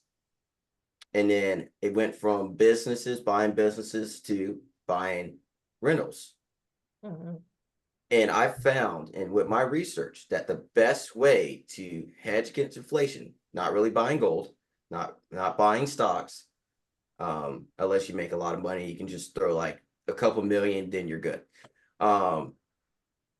For someone who makes basically no money, I work at Home Depot as a merchandiser, lowest level corporate person that's in the store. I make about 30,000 with Home Depot, and then with VA bring me up to 50,000. There's no way for me to sustain this without supplementing my income, and real estate or buying businesses was the best form. Right. So I'm gonna piggyback on that because I think you're right. So my dad is a CPA, and I don't know who his clients are. I don't really care. But anyways, he told me that he's like, if you want to make any money, you either have to own your own business or you have to get into real estate. He goes, my richest clients all either own businesses or they're in real estate. So he's basically like, you know, choose one and then go after that. And hence we're all here. Yeah. Yeah, the billionaires call the real estate investing class the poor millionaires, because the billionaires are scaling and typically buying businesses or building businesses, taking that income and then putting a portion of that into real estate, right, to offset their tax gains. So that's the game. I have no, that's great, good for them. Remember, did you hear what Dion said to Pace Morby? Yes. A little segue here. October 5th, I'm flying down to Phoenix. I'm getting interviewed by Pace Morby, so that should be fun. Awesome. Yeah. Well, I'm in his sub 2 world and I'm doing the pad split thing. So he's interviewing me for that. It's nothing special, but it's kind of cool. I've met him before. He's actually a pretty cool dude. But yeah, I just thought that was interesting that the wealthy, you know how people like sometimes judge or whatever, the billionaires judge the millionaires. And I'm like, hey man, that's cool. I don't care. I just want to get that. I don't even want to get to the millionaire. I want to get to the 100,000-aire, right? And just live my life. I don't care about growing to the world or doing the Alex Hormozy thing and all that stuff. So when Dion said that on that, I almost spit out. I think I was drinking a Coke or something. I don't want that ick on me. I don't want any of that ick on me. I was like, holy crap. I thought that was, because I think the ORAAT community, at least what I gather, I'm sure there's people that want to climb higher and there's different levels and all that. But in general, we're just looking for our piece of the pie, man. We don't want to like own the world. We just want our time back, get a couple of whatever it is, whatever your goal is, and then live our lives. Mm-hmm. It's really I agree. It's being comfortable in who you are. I'm comfortable if it's just a few million and I'm getting judged by the Deca and 100 millionaires, so be it. I'll live in that ick. Yeah. Yeah, I'm good with that. I'll say this. My goal is to be able to afford to take one trip a year on a chartered jet, private jet, where I don't have to get on the big airlines and share all that bull crap, but to just be one time, just one trip a year where I can just take a private jet, not even owning it, just to travel back and forth to one nice location. And that doesn't even cost that much. Granted, I mean, 20,000 is a lot of money, but if you get enough financial freedom where you're not even working, you're letting your assets take care of it. You can get enough assets to take care of that in one trip a year. I mean, I'm not trying to be, I give it Donald Trump and have my own Boeing where I don't even need Air Force One. I just fly around in my own private airline. Oh gosh, that's crazy. But I just want something nice where I can take my wife and myself to a nice location and not have to share with all the crying babies and feel like I'm on a death trap because I have PTSD from my helicopter going down. So I think a private jet make me feel a little bit better. And just have that one nicety. Just that one nicety will make a difference. Well, you can start off small, man. I flew business class once and they didn't have any business. They only had first class. And that was awesome, dude. Like I had my own little like bed and TV. and it was huge and drinks and all stuff. So I was like, you could try that before you get to your private jet. Business class is pretty nice. I don't mind business class. Well, I want to, like I said, I have PTSD from a helicopter going down in Afghanistan.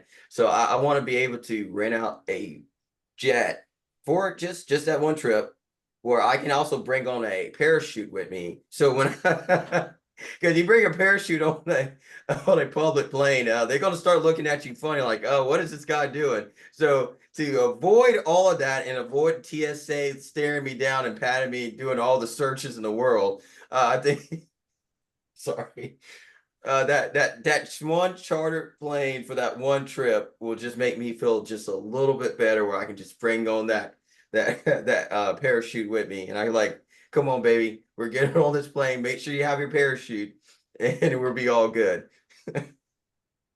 I used to make a joke because I was leg infantry. Why would airborne infantry jump out of a perfectly good airplane? And then after the helicopter crash, I'm like, yeah, I see why. Get me off of that thing as soon as I can.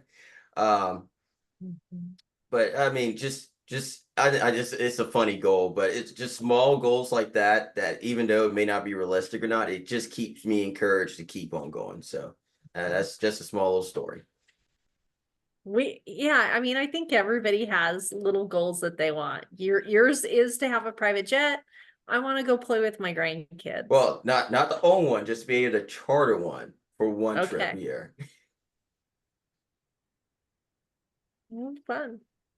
Ricky, that reminded me. I've got a friend of mine. He's never worked a day in his life. His wife is a big time lawyer. He's Mr. Mom.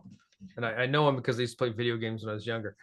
And his screen name is LZMF1, lazy MFer #1. But anyway, I was waiting in a line and I was texting him and I said, hey, this and that. I'm waiting in line to get on my plane. And he's like, why don't you just fly private? Like he had no concept of what normal people do because he's been loaded his whole life. Right. And so I just, that's interesting because there's a whole class of people, the elites out there that don't even know what it's like to, no offense, but politicians, you have to see that, right? Where they get into politics and they never, I mean, I'm not trying to knock on the work, but I mean like the working class, like I don't think their hands are dirty, right? They haven't actually done anything. Like you were in the military, so you know what work's about. And working now in the Home Depot and things like that. So I mean, it's this whole other world, the 1%ers, that I think is it's fascinating to me. I don't want to be them, but well, it'd be interesting for me. But they work too much. they, like his wife's a partner and in this law firm. I think she sold out and they had like $30 million, something like that. So all he does is travel now, and he sends me pictures. And I'm like, you're an asshole. But it does drive me. I'm like, hey, I want to do that stuff too. But yeah, it's just a whole other world out there that we're not in. I think it was George Carlin. He says, yeah, it's a two-party system in the United States, and all you got to know is it's them and us, and you ain't in it. I would never want to get to that level where they can own private jets, because when you can own it, first of all, the tax situation, oh my God. And then second, they work way too much. Yeah. They don't stop. They don't stop. I like the millionaires where they're like, they don't have to work, but if they want to take a private charter, they can drop 20 grand real quick one time a year, or how many times they want to. Go do whatever, or 3 or 4 times. Go do whatever, be done, and not have to work again. Because those guys that own the private jets, they have to own it. I mean, that's literally, they have to own it because they work so much. They got to travel so much. And that's not something I want for my wife and I. We just, again, that little emergency parachute, I don't have to, that's the only reason why. So that TSA don't look bad at me and strip me down and search me every time I bring a parachute on a plane. I'm not even sure that's even allowed. But it's that small comfort. Get the 007, the vest that you wear, that's a built-in parachute that nobody sees, right? All right. go that angle, All right. Well, As long as you're not bringing a pager. oh, oh God. Yeah, nowadays you can't after what Israel did, if you bring a pager on a plane, they're gonna just tackle you. Okay.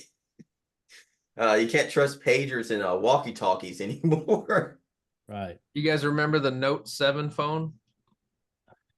The one that blew up, the little phone, it's a Note. Samsung made a Is that the one that heated up? Yeah. And the Oh yeah, blew up. I was a Note 7 owner, and I'm in Arizona when I flew down on Thursday, and I was coming back on like a Wednesday, and then that thing happened, and I flew down there, and it was in Arizona. Now I'm in hot and heavy business. I got everything on my phone, personal, private, everything. And I go to get on the plane, and they're like, "Do you have a Note 7?" And I hadn't been paying attention to the news, and I'm like, "Well, yeah." I'm like, "Well, you can't get on the plane." Like, what do you mean I can't get on the plane? This is a Intel jet. That's not a corporate. I mean, it's a corporate thing. And I was like, "Well, what the hell am I supposed to do?" And like, "Well, you have to leave your phone here, or one of the other. You're not getting on the plane." I'm like, "Holy crap, man!" So I was wondering if that influenced these guys for this, what they're doing there, because I mean that was a couple of years ago. I thought about that immediately when I heard that. I'm like, oh man, it's crazy. Sorry, side note. I kept that thing until the very end. Samsung even bricked it because they said that they took it down to like 50% battery, so they wanted you to turn it in, but it was such a good phone. I kept using it. I did leave it there, by the way, and flew home. And then they said they were going to send it to me.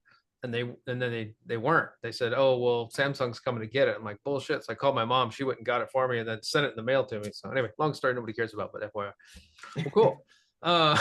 Sorry, caffeine's kicking in or something. But all right, what's our next topic? Or let's see, we're 2 o'clock here. We're an hour and a half in. People have other topics they want to talk about, or wrap it up, whatever the group wants to do.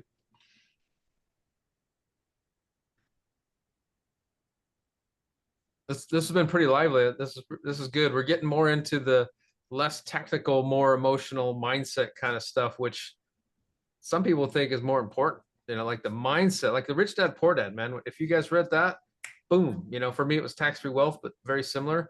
It's like getting out of the system. I swear, like the Matrix is such a such a synonym to what's going on, right? So you watch the Matrix and you're like, oh wow.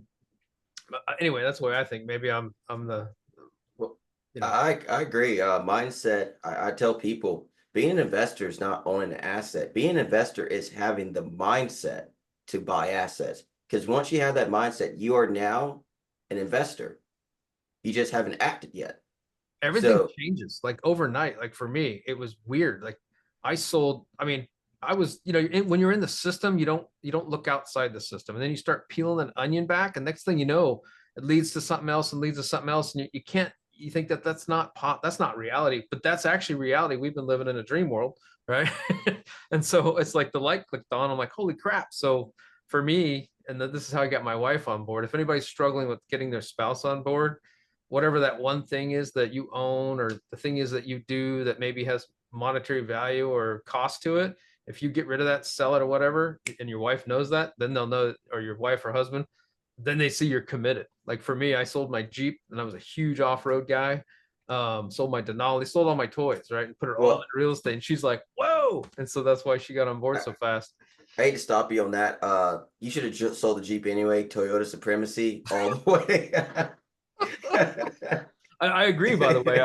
It wasn't a daily driver. I would never own a Chrysler product. I'm a mechanic, or former mechanic. So 63 whiskey in the Army, and then got out in the private world and did the same thing. So I know a thing or two about cars. And GM's not all that great either. They have their issues, but I'd rather have their issues than some of the other issues. Anyway, so I agree. Chrysler products are crap, but this was strictly a toy for off-road, and none of it was Jeep. I swapped everything out. The only thing that was Jeep was the tub and the center section of the frame. The rest was all different. I'll send some pictures up. I was going to share, Jared, we talked, talking about mindset and Rich Dad, Poor Dad and all those. You know, I talked about this right before everybody got on. I have this book here, and this came out from Robert Kiyosaki and Tom Wheelwright. It is the combination of both Rich Dad, Poor Dad and the Cash Flow Quadrant in a combined book. I would recommend it. I know you might have read those two separately, but it's called Why the Rich Are Getting Richer. It was written back in 2017. So I say it's Robert Kiyosaki is saying some weird stuff right now. That's just all. I'll leave it at that. That's the way it resonates with me. I think there's some good books that he's written. That one, if you want a combined book and it blends the two things together in both the mindset and some practical things from Cash Flow Quadrant, it's a good one to read. I'm one of those readers. I read books multiple times. I've read this one twice. I'm about to read it for the third time. Now, I'm one of those, I take notes in it because it resonates differently when I'm in a different stage of my journey. But I'd recommend that one. That's this one I'm rereading right now. So, but thank you for the recommendation. I just put it in my Amazon box there, cart. We're good. So but it's positive. It's a good one. Something similar too with YouTube videos. As you progress, like I'm only less than 2 years into this, but I went back and watched some of the other videos I'd watched, and you have a different frame, different mindset, and you hear things that are said that you missed completely the first time around because you're you're new and all this stuff's coming at you, right? And you're like, and you chip away and you chip away. If you go back and listen to videos that you watched in the past or even other videos, you'll pick up things that you might necessarily not notice the first time around. I do. So that rereading in the book thing is good, right? I will add on to that switch, that click when you become that investor mind. I have a buddy of mine, he's like a brother, and I talked to him about my real estate prospects. He just can't comprehend. He's like, why would someone sell a perfectly good house or a perfectly good duplex? There has to be something wrong with it. I'm like, they want to get their money. They had it for so long. They want to get their money out, do something else. And I try to explain that to him, but it just doesn't register with him. And then Dave Ramsey, which is a great, good guy, but people don't realize is when he went through his real estate bust, he didn't have 30-year mortgages. Mm-hmm. He did not. And he doesn't, from what I've watched, he does not explain that, which is really bad. I hate that if he does, excuse me, I'm sorry if I'm going after him, but all the videos I have watched, he doesn't explain that the mortgages he had were arms. He says it every once in a blue moon. I agree. I know I came from the lending background. I think I've shared that before. It's a wrong loan instrument. The principle is you need to have the right loan instrument on the right asset. He had a short-term loan on a long-term asset. That's why he got in trouble. He didn't know how to handle loans. I'll just say it that way. I'm not a big proponent of his. He's talking to I better stop there. He did not have the right loan product on the right asset. And that was his mistake. It was not the loan, or it was not what he was doing. He had the wrong loan on the product. Try to put a square peg through a round hole. Yep. Oh yeah. And I mean, there's some principles that I like, especially when he teaches to some people that just cannot handle finances, and they need that. They absolutely need that. I agree. But my buddy, I'm like, no, man, you don't have to. Yeah, get rid of all your bad debts. Don't get me wrong. I mean, or you can do the principle of just get so much good debt that your bad debt is just overshadowed. But he just so focused on like, no, man, it's just assets. It's really for the rich people. Honestly, that's kind of like his mindset. He's just an old school working class man. I was like, you just got to flip the switch. And sometimes I'll just fight to sometimes just turn the ignition in his in his car, but it just don't crank up. But and I also talk to coworkers about this stuff, and it just don't click. And it's amazing. You gotta be careful with that one, man. The coworkers, it's almost like a religion, right? And if you talk about religion or finances, I mean, we do it on here because we're all doing it, but when you're working with other people and you bring that, at least that's been my experience. I tend to keep my mouth shut a little bit. I use the principle. Yeah. Go ahead. It's kind of hard because technically I am a public figure at the district level. So no matter what, people just know me, and they sometimes I get on news or something to talk about something. So no matter what, they jabs do come at me. They do come. So to me, it doesn't matter. It's just something that comes up, and I really don't bring up the politics part, but I do really bring up the investment part, the financial freedom part, because I will preach it to anyone who's willing to listen. Same here, but not for me. I can't. I'm where I'm at, especially if you're in a leadership role. It's weird, right? So I don't bring it up. Now there's people that don't report to me, or there are others somewhere else, then sure, that doesn't matter. But anyway, that's how because I'm the same way. I love talking about it. I want people to understand just the basic finances and all that. I mean, it's amazing we take for granted, like we're here. We got here somehow, some way, right? We're investing, we've understood it, but we take that, at least some people do, take that for granted. And some people, I don't want to say going through life blind, but going through life without knowing this exists. And then like they read a book one day and next thing their whole life changed. It's weird. It's a weird deal. I mean, I'm 50 and just now figuring this shit out, right? So it's funny to me. So good for you, man. You're figuring it out younger. You pick your audiences of where you share it. And we're in a group here. We're all on the same, somewhat the same path, just different ways at it. But the illustration of put one crab in a bucket, it can get out. Put two crabs in a bucket, they can't. Yeah. And that's where you pick who you share that with, because we realize in life there are people that want to, unfortunately, there's people that want to not see you succeed. It's something I've been I can say I've been dealing with ever since high school. Always been different. I'm not you look me up, I am a Republican. I'm party officer. So being in a predominantly Black community, it's always been, I always had adversities. People always have made fun of me, targeted me. It's like, why are you doing this, that? So for me to have someone always advantageous, can't speak right now, confrontational with me, is nothing new. So it's something that I can easily deal with, because being the black sheep in the family, which it's a kind, I know it's kind of funny.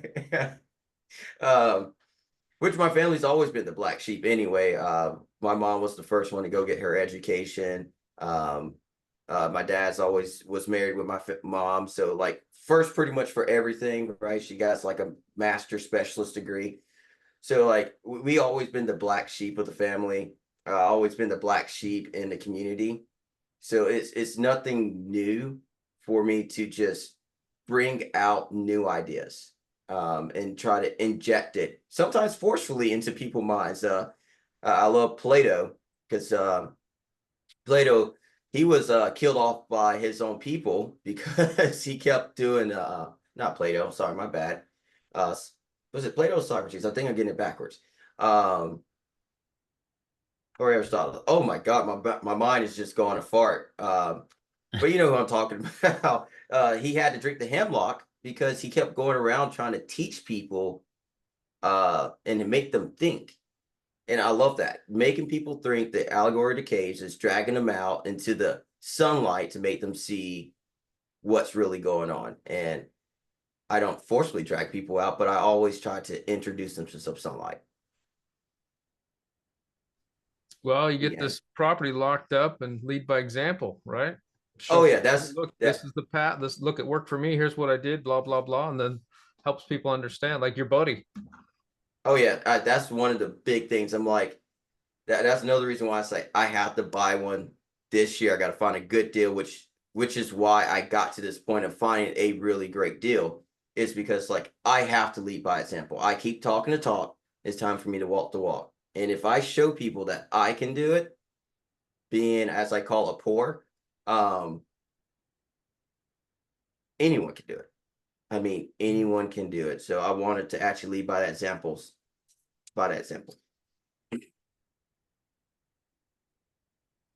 Yeah, I want to lead by example too, but people look at me different. I've shared my little bit of my story, but they don't know my history. All they see is like an old guy who had some money and took his 401k and bought some houses, which is true. But my history is, dude, we grew up. I mean, we lost the house when I was a kid. My dad, retired Army security guard, my mom, a hairdresser. So it's not like I came from money, but I was in the system. And that's my point, is I followed the system. I joined the Army so I could get the college fund. I went to college. I did what the system told me to do, even though I couldn't really afford it. And I worked odd jobs, blah, blah, blah. I got the degree. And this is why I'm so pissed off, is I did what the system told me to do. I worked my ass off. I got through school. I did the thing. I did the good job, right? So now I'm doing the good job and I'm making the money, and we take a vacation a year and put money in 401k like I'm told, like a good boy, and all this stuff. And then I'm getting closer to the end and I realized that shit ain't gonna cut it, right? It's like, dude, I did what you told me to do, and that ain't gonna work. And I'm like, son of a. So I had to pivot, right? And I'm glad it happened instead of, retire or whatever. I wish it would have happened sooner. Jared, we were sold. You and yeah, yeah. we were sold the 401k was going to be the savior for Yeah. retirement. You and I both remember that. That was what Yeah. everybody talked about. Yeah.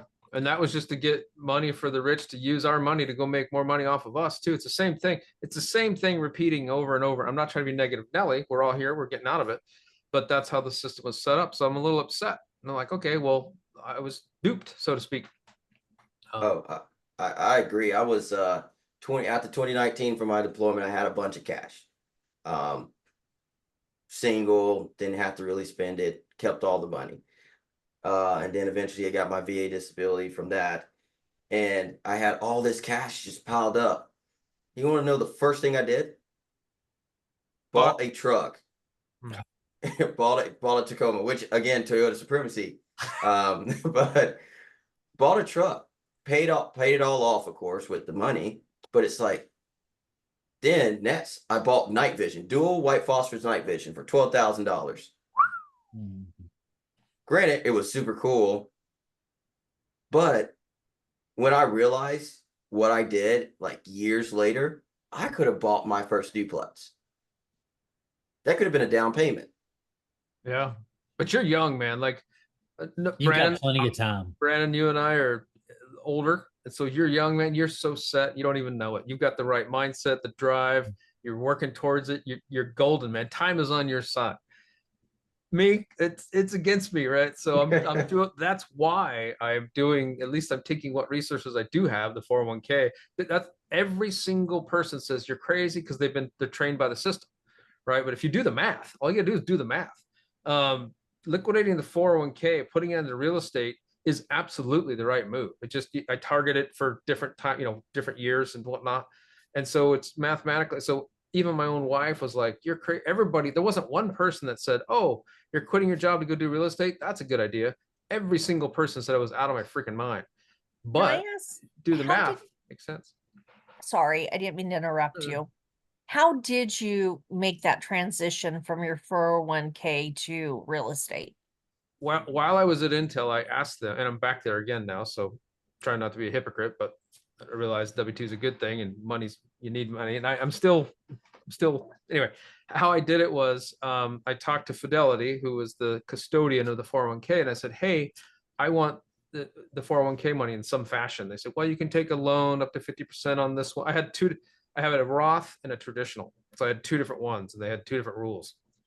And they did say, hey, you can take a particular loan while I was at the company. But I was like, well, I want it all. And they're like, you can't have it. I'm like, why not? It's my money. It's like, you can't have it until you either leave the company or you're 59 and a half. And I was like, all right. So I left the company and then I took a buyout, but there was other reasons too, medical reasons, but I took it, put that into self-directed. Both of the IRAs are self-directed IRAs. And so how it works is if you guys ever get down this path is it's with a custodian.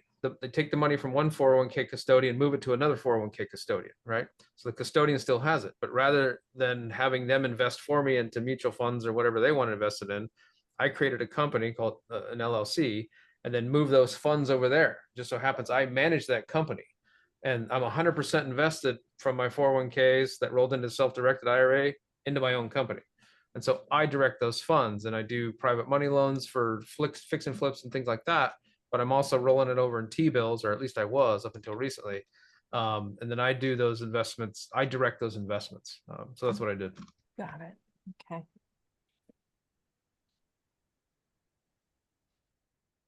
For all those who keep calling you crazy, call me crazy, calling everyone crazy, my response is I was crazy once. Yeah, not crazy anymore. Like now, because I've documented everything on YouTube and put on Facebook, and now people are like, holy crap, like we cleared 100 grand here in 9 months. Gross, right? 25 net, something like that. I mean, that's pretty good in my book. And I didn't have to do any of the work. I mean, up front I did, right? Yeah, we had flat iron construction and set up the rooms and all that crap. But I don't know, man, that's pretty good in my book. And it's just going to get better and better. And then if we can refi next year, like when things come down, dude, it's even better. So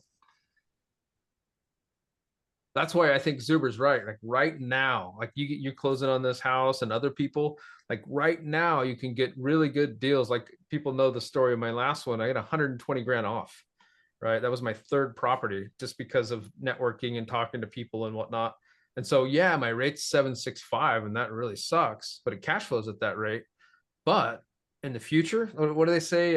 Marry the price, date the rate or whatever it is. I don't know how that goes, but yeah, that's 100% true. So even if I am not making the margins, which I am anyway, at the 765, I got 120 grand off the freaking property. I bought into equity like you wouldn't believe.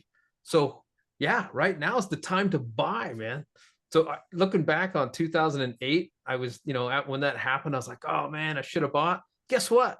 Right now it's 2008, pretty much, I think anyway, for the next few months. And then when that rate drops, man, and the spring selling season, I think I think Zuber's right. I think we have a short window to get those discounted deals right now.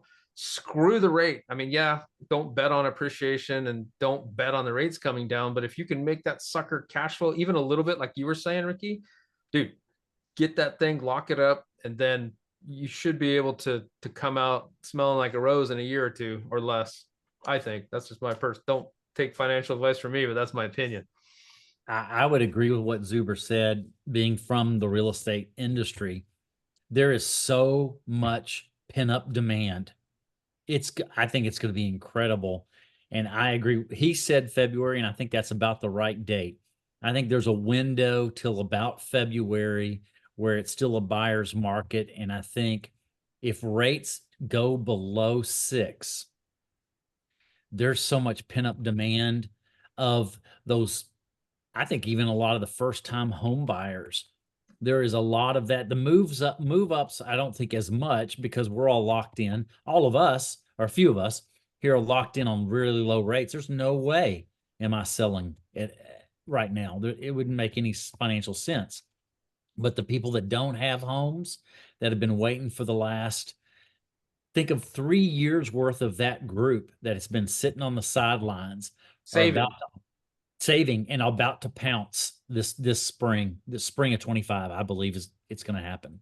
Yeah, I think the move up buyer doesn't come in for a while, but it won't be like absolute crazy, but it'll be about half throttle, right? And so you're gonna have competition. The only reason you can get these deals right now is there's no buyers, there's no competition in a lot of markets. Like, okay, Seattle and some of the other markets where there's no supply, okay, those are different, but in general, I think right now, that's why I'm desperately trying to buy, and I don't have the time because I took this freaking job and it's sucking the life out of me, but I have no time for it. That's why, if you guys saw, I'm plugging my thing. I was like, hey, looking for a partner, and people gave me a hard time, like, oh, you do all the work. I was like, hey man, look, if someone's got the time and we got some money, let's put it together and make something happen. What's the old saying? What do they say?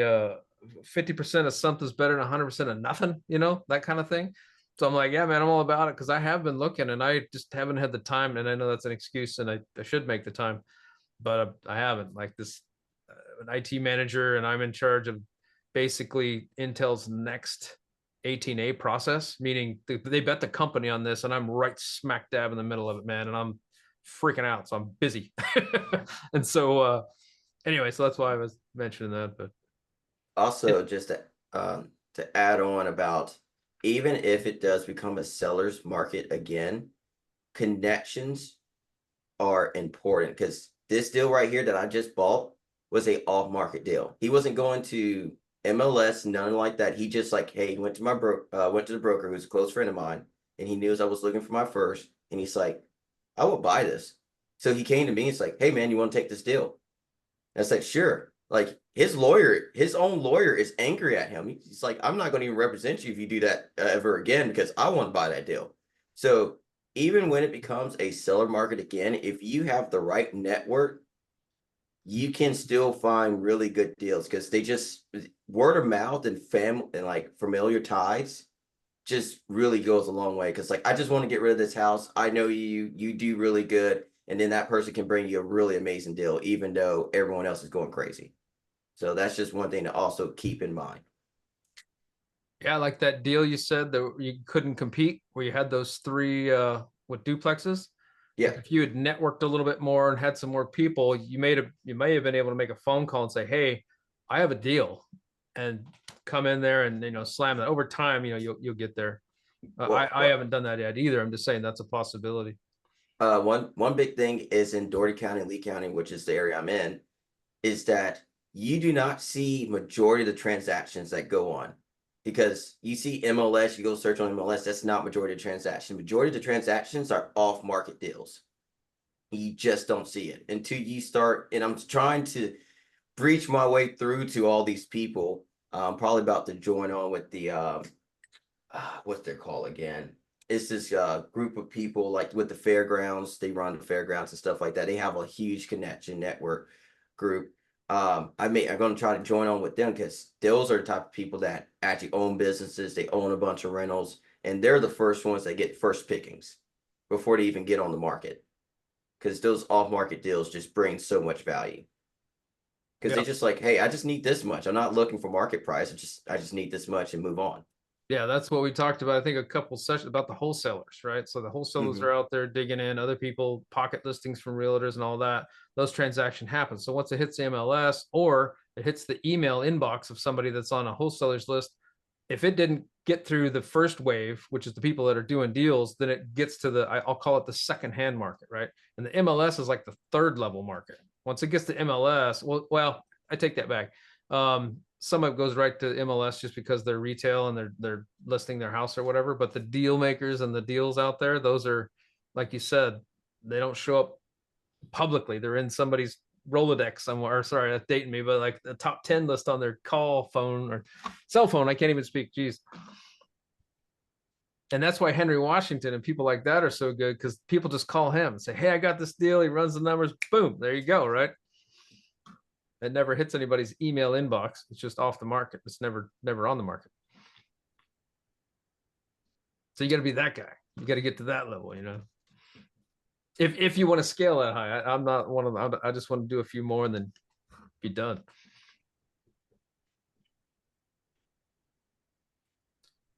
Well, cool. We're down to, what do we got here? 6 people left. I know Mikey's been hanging on there in Hawaii, just listening to us, and then Jen also. But the rest of us been kind of verbaling it up. You guys want to jump in there and say anything, Jen or Mikey?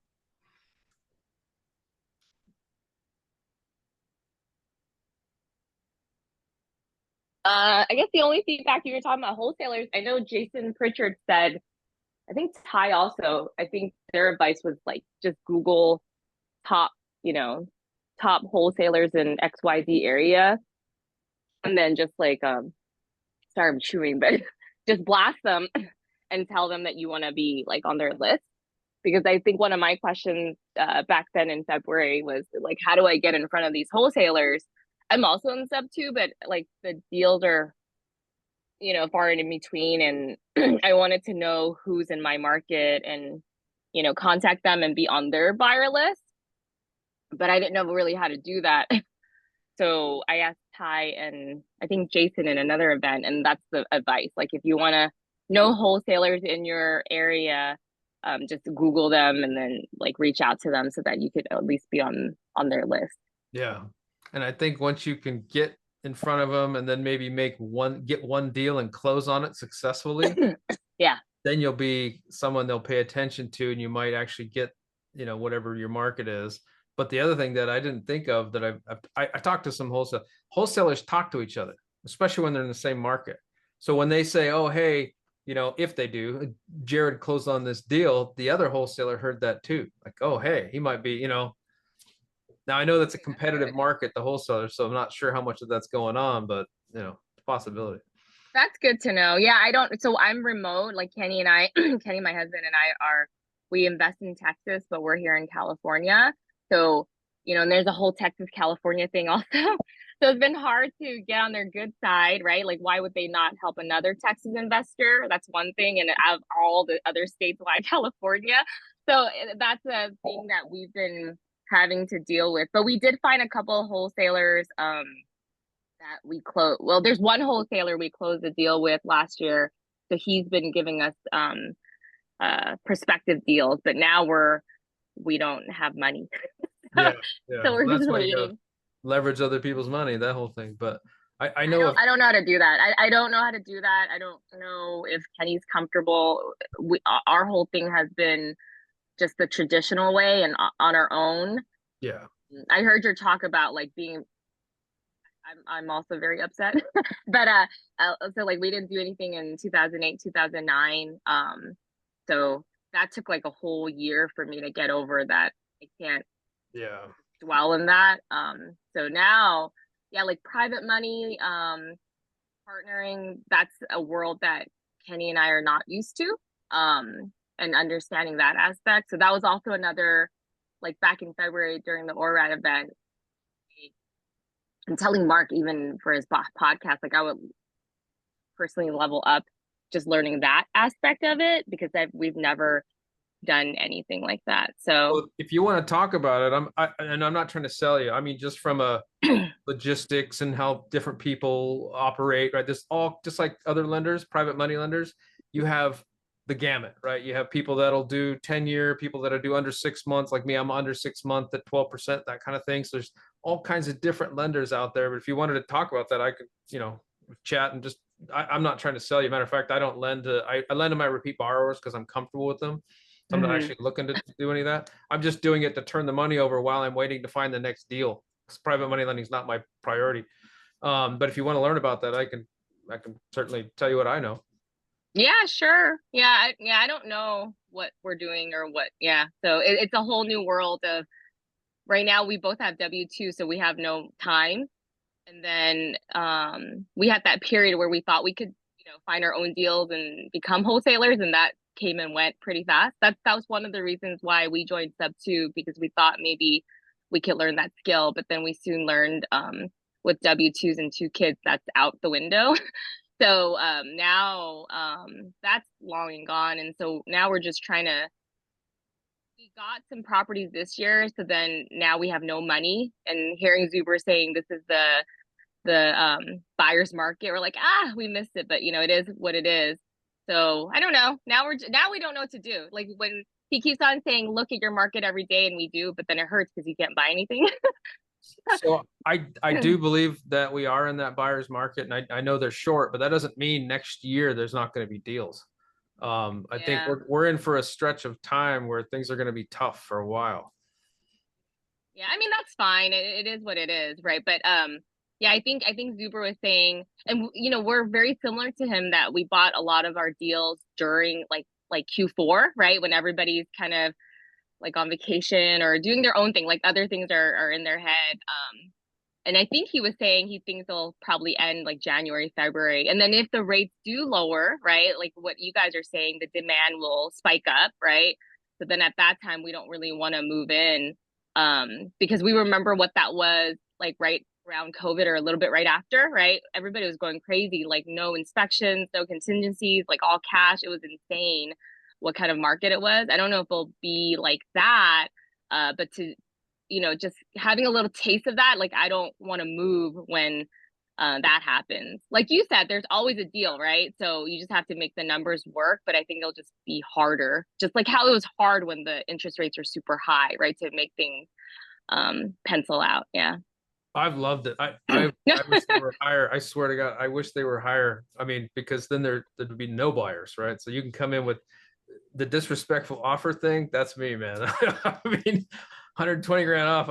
It was a situation where he had to sell, and had he sold to me sooner, he would have saved himself 20 grand, but he was trying to squeeze out that extra. And then a month and a half later, he was bound up, and I'd already bought another house. So I was like, hey, worked out for me. But yeah, I think it's a good time to buy, but yeah, well, cool. Yeah.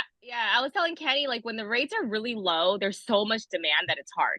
When the interest rates are super high and there's no demand, you have to be really careful with your underwriting, and then like it's really hard to get a deal. Like so I was telling him, he was telling me there's just never a good time. So you just look at every deal, and then if the numbers make sense, and for us, we don't need to cash flow because we're in Texas, so we want a little bit of the appreciation and cash flow. So if we cash flow a little bit, like 100 or less, or even break even, to us, it's a win because we're buy and hold long term. But like either way, there's always a reason where it's going to be hard to find a deal. So it took him telling me, you just look at a deal, make sure it works. And there's just never a good time because there'll always be something that's going to make it hard, whether the rates are low and the demand is insane and you're competing against 20, 30 offers like how it was in California, or the interest rates are high, but then nothing really out on the MLS, and you just have to be like really tight on your numbers and stuff like that. So yeah, Kenny grounds me because I get impatient and angry a lot, and he's kind of like, yeah, there's never a good time, just do it per deal and make sure the numbers work out. Yeah, we all talk about cash flow and all that, and that's important, but believe it or not, even though I'm doing a high cash flow play, it's not actually my goal is the tax portion. Mm. And the reason that is I want to offset that. I want to get to a zero sum game. I want to, everything I make, I want to keep. Because I got started because of the tax. So for me, that meant that I had to go into a market that the properties were a certain amount of value to get that cost seg, to get that depreciation, to get to that zero. But I didn't want to go into a market, pay $500,000, and the long-term rentals won't even pay the mortgage. So it doesn't work. So, and I did the debt, the financing is based on long-term rentals, but I'm running as a co-living. And so I'm making, say, 2,000 net or 1,100 on one of them, but I'm making the cash flow. But the reason behind that is to sustain the property. But it's more of the tax, because the tax doesn't carry the way, right? So if it's long-term rental or not, I bought the property, it's an income earning property, but the tax benefits there as is the cash flow. So that's why I say I'm doing this for a certain amount of time and then backing off. So it's interesting to see everybody's goals. Mine's a multifaceted, kind of complicated goal, but I think it's fun to learn how everybody's doing, what they're doing, that kind of thing. Yeah, Kenny and I are very similar to Zuber. Like, so we want to be hands off. So right now, like all of our properties with the property manager, and we like it. Like, I know you're doing the right? Is it like a pad split? Yeah, I have a property manager for half of it. I just have to deal with the maintenance, but officially. But if you want to run a good product, you're going to have to get involved and deal with people. I don't care what pad split tells you; they're full of it. You need to get involved. Yeah.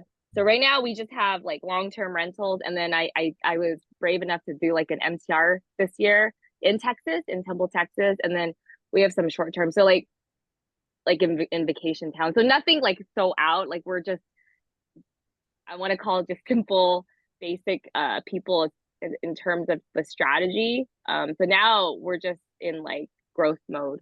Did you do so you're doing short-term rentals, Jen? I'm doing short term, but I only stuck to vacation markets because I felt comfortable with that. I didn't want to deal with the metro and the restrictions and stuff like that. That scared me. So we have it in Gatlinburg, Tennessee. So we tried to jump on that bandwagon when that was hot. And then we have one in Branson, Missouri. And that was mainly to help with the taxes, right? With the so did you take advantage of the short-term rental loophole? Yeah, okay, that's where that's where I was going with that, because you said you had a W-2, and I was like, oh, did you know? But yes, of course you did. Yeah, that was so Kenny's also my tax guy, so that's the only reason he agreed to do that, because he wanted to offset the taxes. And the MTR was kind of just to boost up our cash flow as best as we could and try a metro market. So we had long terms first, and then we tried to do the MTR. But like the long-term strategy with the STRs is not to do it because it's really active, right? And you know, the guests are upset all the time. Yeah, and so it's not something I want to do. Long term, I think Kenny and I just want to do like long-term rentals with property managers and just travel. You know what I think is awesome about how things sometimes come together? So you know how we're all talking about in Q4 is a good time to buy in general in a year, right? So it just so happens if you do have a W-2, there's something for maybe you, Ricky, and some others that are working. So the idea is buy a property in Q4, run it as a short-term rental for a month or two, and then if you want to go long-term rental, flip it in the next year. That way you get the tax benefits of running the short-term rental, get the first year cost segregation off your taxes if you have a W-2, or even if you have a lot of income coming from rental properties, it works as well, but you have that 15% instead of your whatever bracket you're in for W-2. And that, by the way, this is, do you know who Mark Kohler is? The tax guy. Yeah. Isn't he in Southern California? He's in Arizona. Okay. Mark Kohler and Matt Sorensen employ this exact model because you get the properties at a discount at that time. You run it as a short-term rental and then flip it the next January 1st. And I did the exact same thing, and it was awesome. I had $68K in write-offs on a $450,000 house, which brought my tax burden down. Plus, you get your construction and your expenses and whatnot, right? So you could have $100,000 in write-offs just with one property. It's fantastic. So. And legal. Legal. Yeah, that's important. I heard you have to get you have to get at least 1 or 2 bookings for it to qualify, I think. So you can't just buy it and set it up. Like you have to have 2 legit legally. Mark told me, and I talked to him face to face, by the way. This wasn't through what my lawyer is one of his lawyers, but I talked to him face to face, and I think legally you just have to have 1, but he told me to do 3. Okay. He told me to do at least 3 because he does it, but he's a lawyer, right? So he bought a house, closed on it December 20th, rented it one time, and then he claimed it. but Mm. he's a multi-million-dollar lawyer. He can get away with that. He knows what he's doing, right? Normal peons like me, rent it 3 times, material participate under 7 Yeah. days. Boom, you're golden. Yeah, Okay. Thanks. that's awesome. Good job. So do you mind if I ask what your portfolio looks like? Is that too intrusive? Oh, me? I think we have, or 12. or I love something how like people that. start with, I think that means it's big. No, not at all. No. No, I think 10 in like the next 10 years. And then when COVID hit, what we ended up doing was like is it called cash out? Yeah. Cash out Right. refi? Yeah. Yeah, cash out refi. Because we had our primary in California that appreciated, but like from which we bought in 2009 actually, when we just got out of like college and started working. So basically from 2009 to 2021 we didn't do anything. And I think that's what kind of like what we were right there. We had the W-2, we didn't have kids. So today's kind of environment, even personally, is a lot different. We just didn't capitalize on it. And we lost a lot of time. But yeah, so then we just started buying in California and quickly ran out of money as far as like having it go far. So then looked everywhere, and then we just picked Texas. And then that's pretty much it. So we have a couple, I think like maybe 5, 6 long-term in Texas, maybe 5. And then we wanted to do the STR loophole because everybody was talking about it. So got one there. And that's it. Yeah, I think so. Yeah. And then now we have 3 STRs, 2 in Gatlinburg and 1 in Branson, Missouri. And then 1 MTR in Texas, Temple. And then some long terms in Texas, Temple, Texas, and then a couple of long term in California.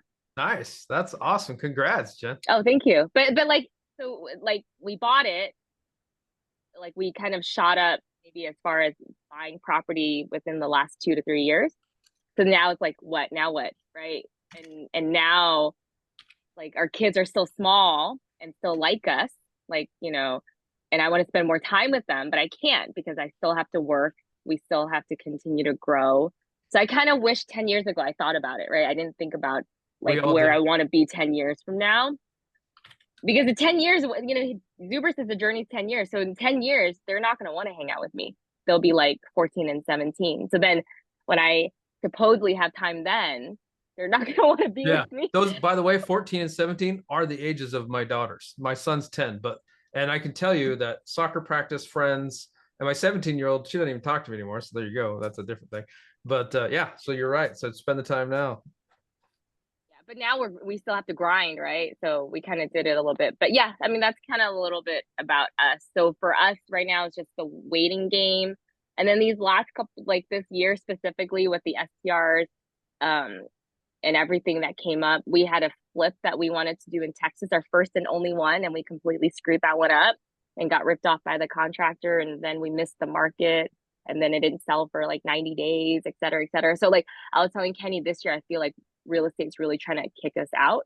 And we're trying to stay firm and stay in it. But yeah. What Zuber said, he says the first 5 years suck, and the first 5 years real estate is trying to kick you out. Yes. Yeah. Yeah, I feel it. I feel it. And for everybody that's going through it, like just hold on tight, but it's not a good feeling. Yeah, for sure. Yeah. I've been really lucky. I gotta be honest. I haven't had that just because I've been lucky so far. Just trying to network, learn from people, and they tell me their mistakes, so I don't try not to do those mistakes. So far, I mean, I'm gonna knock on wood. I've had a couple of mishaps along the way, but I did a ton of research, and the difference was I didn't have a job, so I didn't have any distractions. I focused 100% for 1 year, and so that's the difference, right? And it's funny. I think I know I haven't done the exact math, but going back to work is actually costing me money, not today, but 2 years from now. Like I'm pretty sure that if I was to leave the role, go 100% in real estate, focus on it, yeah, sure, the year or 2 is going to suck. But after that, I think I either break even and then move north. But insurance is the reason I'm back. Work the job, get the W-2, do the safe and easy, build up a base, then drop off and go full bore real estate again until I get to the point where we want. So it's kind of this is the plateau piece, right? So I work really hard and plateau, and then I'll do this for a year or two or whatever. And then I only have to make it till May of next year, and then I don't care what happens. I see. Yeah. And then how are you vetting like build relationships, but how do you do that remotely if you're in Oregon and then your properties are in Arizona? Because that's one of the big things. Like, how do you get to know these contractors and things like that and build those relationships, right? I cheated and flew down there and basically lived there about half the year on average. I would go down for a couple weeks, and I'd work with I networked a lot. So I networked with other investors in the area that were doing something similar to what I was doing in general, and then some that were doing exactly what I was doing. And that alleviated what I think would have been a lot of mistakes, right? Because I mean, contractors, you hit it. And even then, the contractor was pretty good on the first deal. And then there was some trim, but overall it was good, right? When he came in on time, on budget, I got the thing deployed, it was great. So then this is where I made a mistake though. I didn't listen to Dion. That's why I got to get out of my own way. I need to listen to people and just listen, just trust that they know what the hell they're talking about, because I was like, oh, I got this, woo. So I go out and I get this other house under contract, and I get my contractor there, the guy I'd used on the first one. And I'm on the 9th day of my 10-day inspection period. So I've got, and I only lined up that one contractor, and I had him come the same time that the inspection was there, so we could just knock it out, right? And at the time, I had high confidence that, hey, this guy's a good contractor. I love my inspector, and he's still good. But I was on the 9th day of the 10-day inspection period. So I said, hey man, I need this quote like as soon as you can. He's like, all right. And I was expecting 25, 30 grand, maybe 35 grand or whatever for the rental, because I add bedrooms to the houses. And he comes back with 75 grand.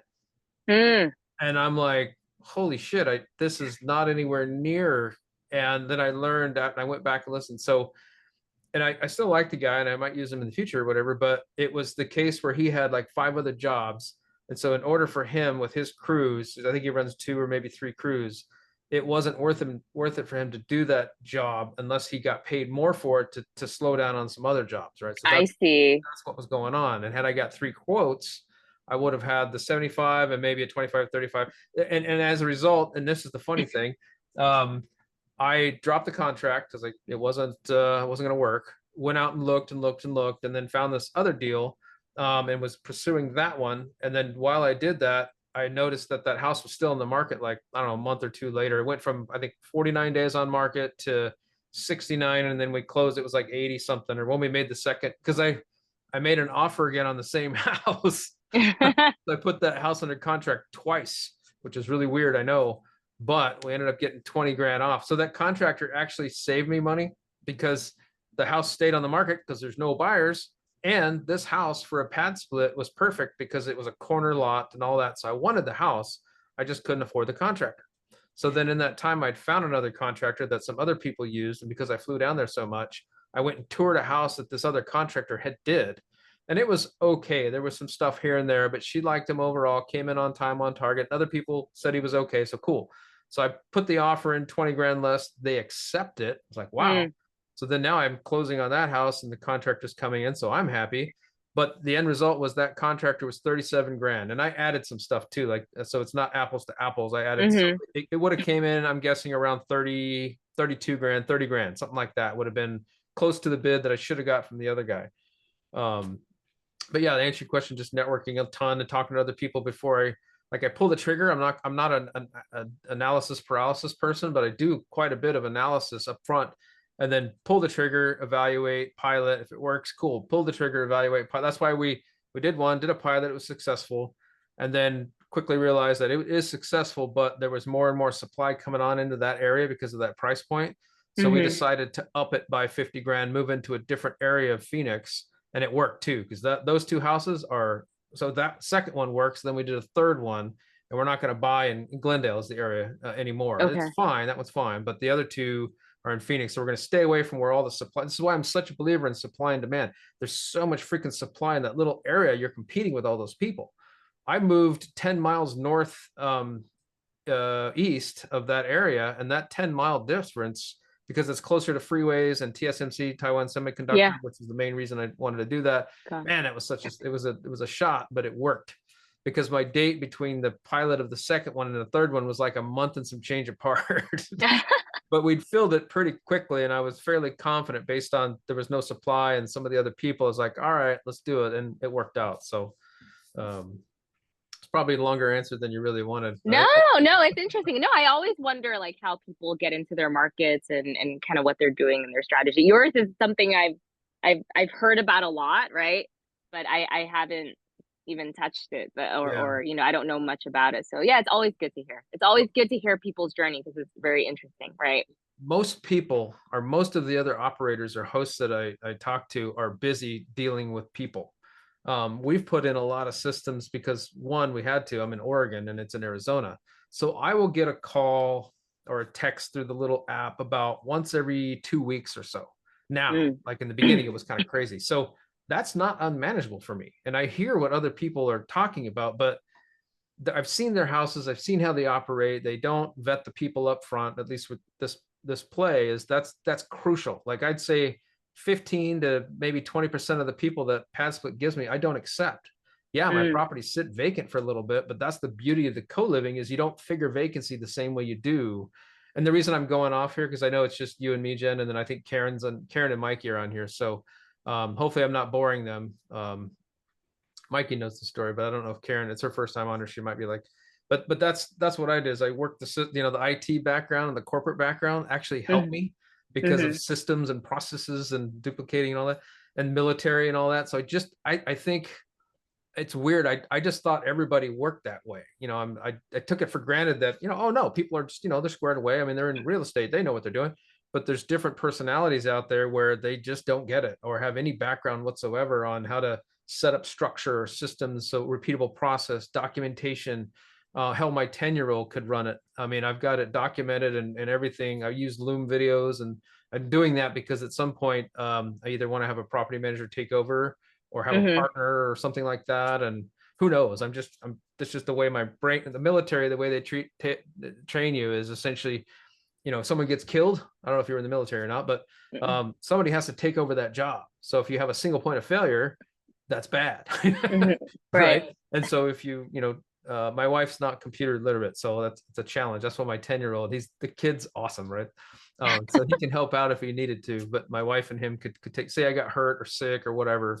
But anyway, that's the mindset. But as a result, I don't have the problems that other people do. Now I do have one property that has more problems than the rest, but even that property is less than the rest around there. And I know that because I talk to all the hosts and I listen to what they're saying. And that's another thing. I listen from other hosts. So I put stuff in place early before I got to that point.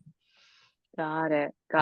So it's not as Are you bad. using VAs? You're doing it all yourself? You don't have any VAs? I don't. I'm doing it all myself. It's mainly, I would love to use that. And I did interview property managers, but there wasn't a single property manager that deals with the co-living thing that I even liked, to be honest with you. I mean, they had different goals and different mindsets, and it was I think it was Brandon that was saying earlier how so-and-so was treating somebody, on a lower economic scale, just totally different. I was like, dude, that's not cool. So, we're running stainless steel appliances, granite countertops. Well, the last one we did quartz because it's a little bit cheaper, but pointed and redid the floors. And when I had these property managers come in, when I acquired the property, I wanted to see what their take was on it. Every single one of them was like, oh, it's good enough. Oh, it's good enough. I mean, we had linoleum counters, like the cabinets were all messed up. The pools were jacked up. The floor was, everything was functional, right? It just wasn't nice. I think Karen said, her criteria is if she wouldn't live there, she won't rent it. And I'm like that too. And that's right. Yeah. And so the co-living, the mindset there is astonishing to me. So I'm trying to provide a good service, good environment and all that. And it's working for me. Like people want to stay there. And I've had people transfer to my properties from others because they were, okay, but they wouldn't take care of the place. Like if somebody puts in a ticket, boom, man, now it may be an hour delay if I'm at work because I have to sometimes silence my phone, but still an hour delay versus, a week or two is somebody not dealing with the toilet not flushing or the outlet not working or whatever it is. Man, we're on it. And it is just me. But if I had a faith in a VA or if I had a faith in a property manager that would do those kind of things, I'd love to do that. But I haven't found it. Got it. Yeah. Got it. I was thinking about potentially having a VA. There's some that are just like working part-time or like shared VAs or something like that. You know Stephanie Figueroa? She's in Yeah, I do. yeah. Yeah, she's Okay. the one that bought the house. Oh my gosh, she bought a house. Yes, I do. And the wholesaler that got that beat me by 20 minutes. And then he tried to list it like a few days later for about 30 grand more. And I almost bought it, and I should have, but I didn't. And then he ended up keeping it, fixing it, flipping it, and she bought it. Interesting. Where is that? Like in It's Arizona? in Glendale, yeah. Oh, okay, Yeah. okay. But So I she- know her. She's a sub too, right? But she has a VA company. So I was looking into that because she has VAs that help her personally with her like STRs. So that's the only thing, right? 'Cause Wait a minute, sometimes that might be somebody else I'm thinking of then, because I don't think she has a VA company, but oh, okay, because so But- she's heavily into STRs, and then she has she started a company of virtual assistants, you know, to help other owners that need it. Yeah, yeah. different Stephanie, sorry. Oh, okay. And then keeping track of your tasks. I started using Asana recently just to keep track. Because after a while everything's just mumbled jumbled in my brain. I'm also in operations, so I like it somewhere in case, you know, but that's just for memory, right? And or in case Kenny needs to access like a vendor or whatever. So I started using Asana, keeping track of tasks and like SOPs and vendors and all that good jazz. Like, are you using something? I'm using the poor man's. I'm using Podio for my CRM, but there's Okay. plugins. So I have plugins there for deal flow. I'm not as hardcore as I was, so I don't really use it much anymore just because I'm back to work. Okay. So I would love to sync up with someone where our different our goals align, but like say somebody's more of a operator or something, or has more time, right? Like put the two together, like somebody has money, somebody has time, put them together and make something happen, that kind of thing. But I've been looking for that for a while, and it's tough, you know, goals sometimes don't align. Yeah. Or like Yeah. I'm in a group with a bunch of private money lenders, and we all have money and no time. Yeah. So we're all doing the same thing. It's like, hey, if we could just find, that's why is oh, he dropped. But Ricky, right? If somebody found the deal, like he was saying, he found those duplexes and someone came in and bought them all.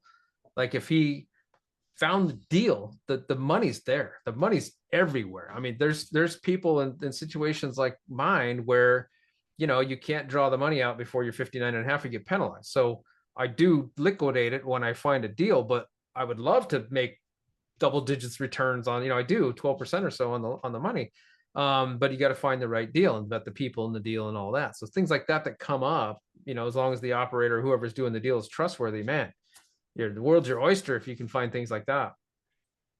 Yeah. Right now I don't have time or money, so I'm in a third Yeah. category. Yeah. Yeah, but Asana's free if you want to use it as a tracker of tasks. I just put stuff and then I'll assign it to Kenny to pay a vendor, or I'll assign it to myself if I need to, like, let's say just replenish supplies for the STRs and things like that. So it's been pretty awesome as far as just tracking tasks, because after a while it could get a little bit overwhelming and like I'll forget or something. But there's a free version, so it's been cool. Oh, nice. Okay. Yeah. I'll have to check that out. Yeah. Really. There we go. Cool. Well, cool. Well, thanks for letting me talk. Yeah. I didn't mean to take this over, but you know, people, because I think Mikey made a comment. If there's people that the ORAAT family wants on the Zuber channel, like let me know, because I like to bug potential guests to come on. What was it? I didn't hear it. No, I was gonna say, if people want certain guests to go on the Zuber show, let me know. I like to find guests for a Zuber sometimes. Oh, I wouldn't mind Pat Bet David getting on the Zuber channel, but okay, well, I'll try. I've tried other people, but sometimes, yeah, I'm not successful. But actually, most are really, really kind and say yes, which has been very good to hear. Yeah. So are you? I don't know your story, Jen. Are you?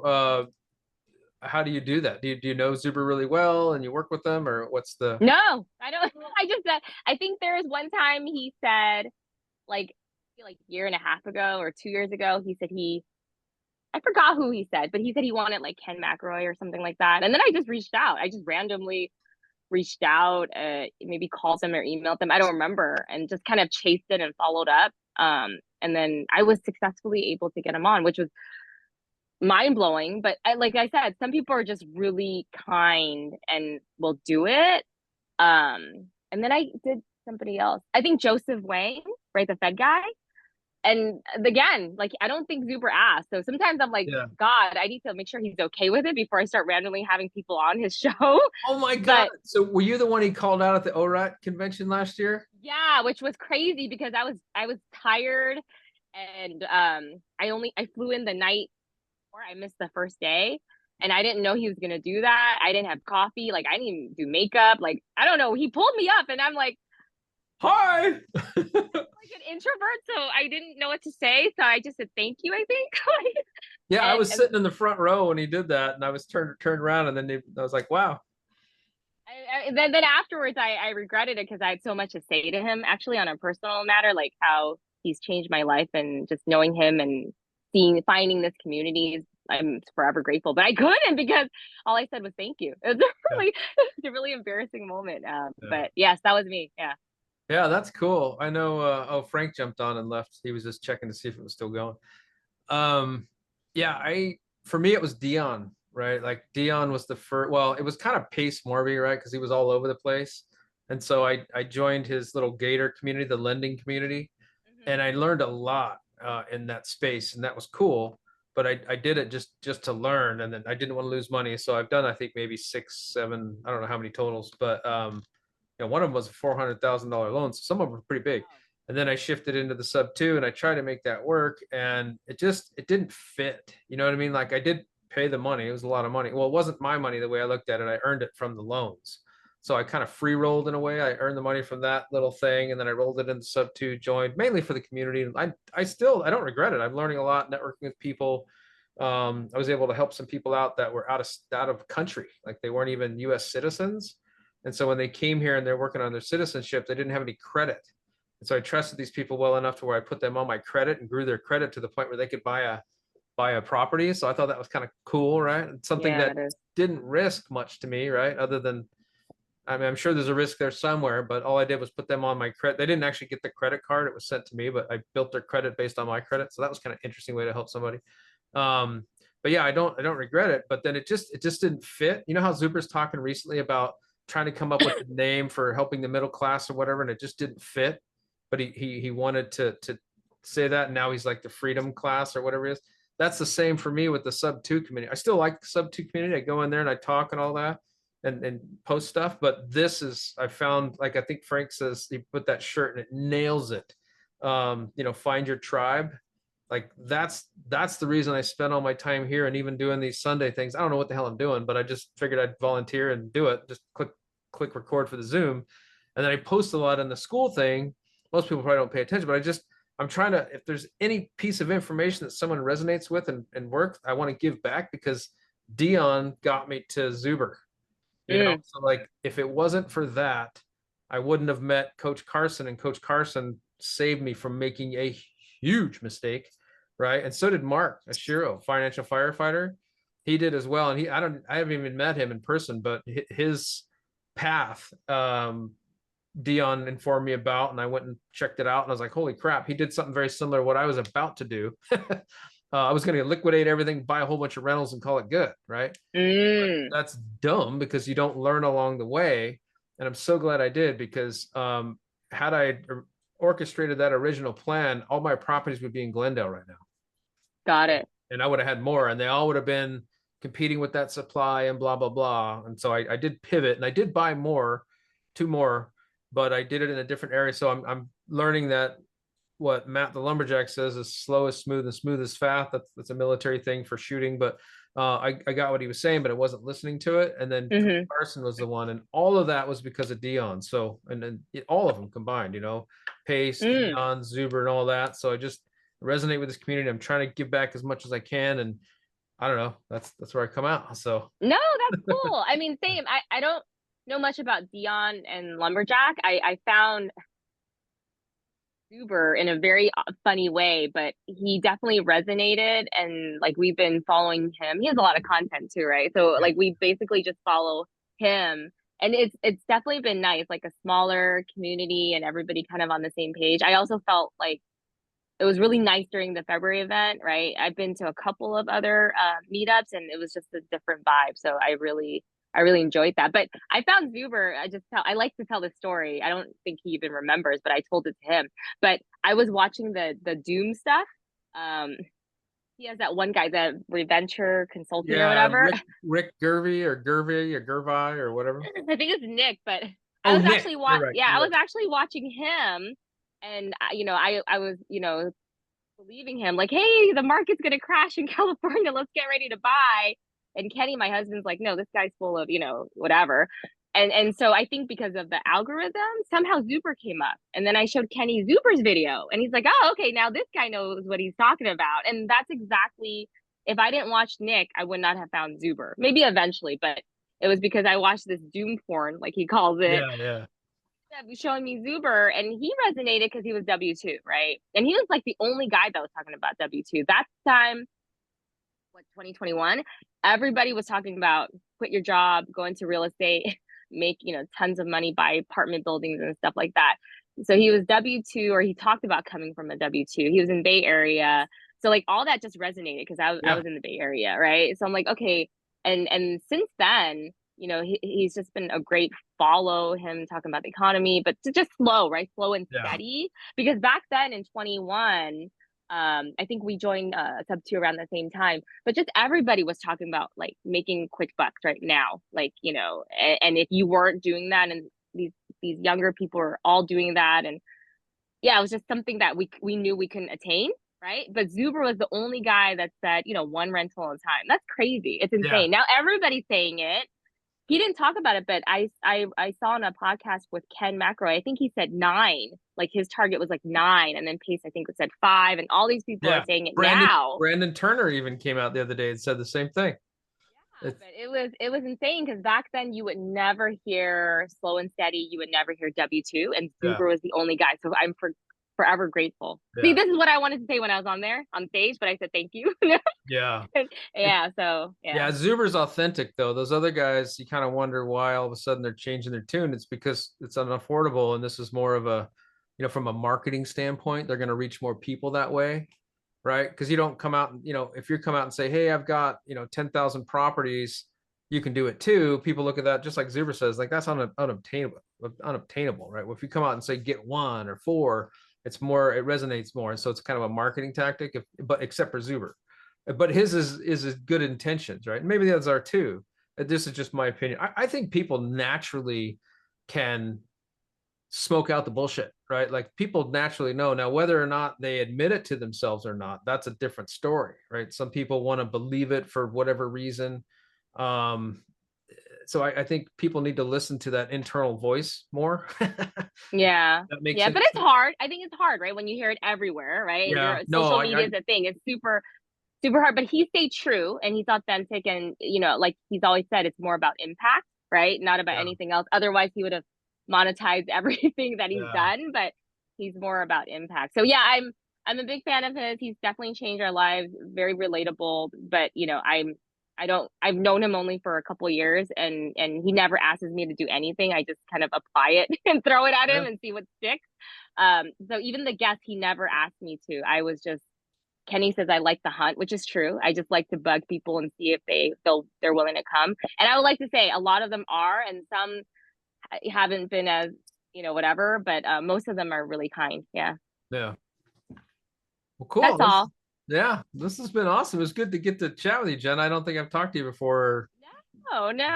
But yeah, I'll look for you. Are you coming in February? Oh yeah, I bought my ticket the week like a day or two after it came out, because I got in last year. I was desperate. It was all sold out, and I was pinging everybody. I was like, man, I felt the connection or whatever, the vibe or whatever. The community is like, man, I got to be there for this. And it was sold out. So I was bugging everybody. And luckily there was a guy in one of Dion's Tuesday night talks. And I got through the chat. I was saying, hey, if anybody's got a ticket to sell, blah, blah, blah, blah, blah, putting it out there in the universe, like everywhere. And this one guy, David, said, yeah, man, I'm not going to be able to make it. You want to buy my ticket? I'm like, hell yeah, dude. So I bought it. Dividend Dave, that's his name. If you ever go on Dion's, he's in North Carolina, I think, and ended up buying his ticket and then got down there for that. But it was kind of a weird story and I probably don't have time for it. But basically I went on the cheap. I flew down on Frontier for like $39 and I wore 3 pairs of clothes because they charge for the bag. Yeah, I know. That kind of stuff, right? So I bought the cheap ticket and then I stayed in a hotel that I will not stay at next year. I'm either Airbnb-ing with somebody or getting a actual hotel on the strip or something because you don't want to stay in Old Town. I learned, well, at least not anywhere I stayed because it was sketchy. It was cheap, but it was not a good move. But yeah, no, it was great. But yeah, well, I gotta take. I have a quick ending question if I could. Yeah. How do you guys look at multipliers? So there's the guys say there's the 2x multiplier for the big dogs. Then there's the 4x multiplier if you're going small like Dion. And then what about the idea of stress testing that? Like if you mean for 4x retirement? seems like if 4x seems like a lot, could you try to go to maybe a 2x or a 3x, but then maybe you geo arbitrage, I was always curious about that. How you guys look at that? I've looked at that too because I want to get out as fast as possible. Like the only reason I went back to work is just so I could get that. I mean, it's a high paying job, right? So it's like, duh, I should take advantage of that while I can. But I think you could get away with maybe a 2x. It's kind of risky as long as you had a decent amount of reserves. But the problem you have to balance there is with this printing money and inflation going crazy. Let's say you did keep 100K in reserves, right? Or something like that for total emergencies or whatever. Now that the opportunity cost of keeping that much capital around, is you're losing out, plus you're losing out on inflation. So it's kind of a balance, right? I mean, I don't know. I've heard people say 3x too. I think it all depends on, well, one, your living, I guess it's based on your living expenses. So I don't know. What do you think, Jen?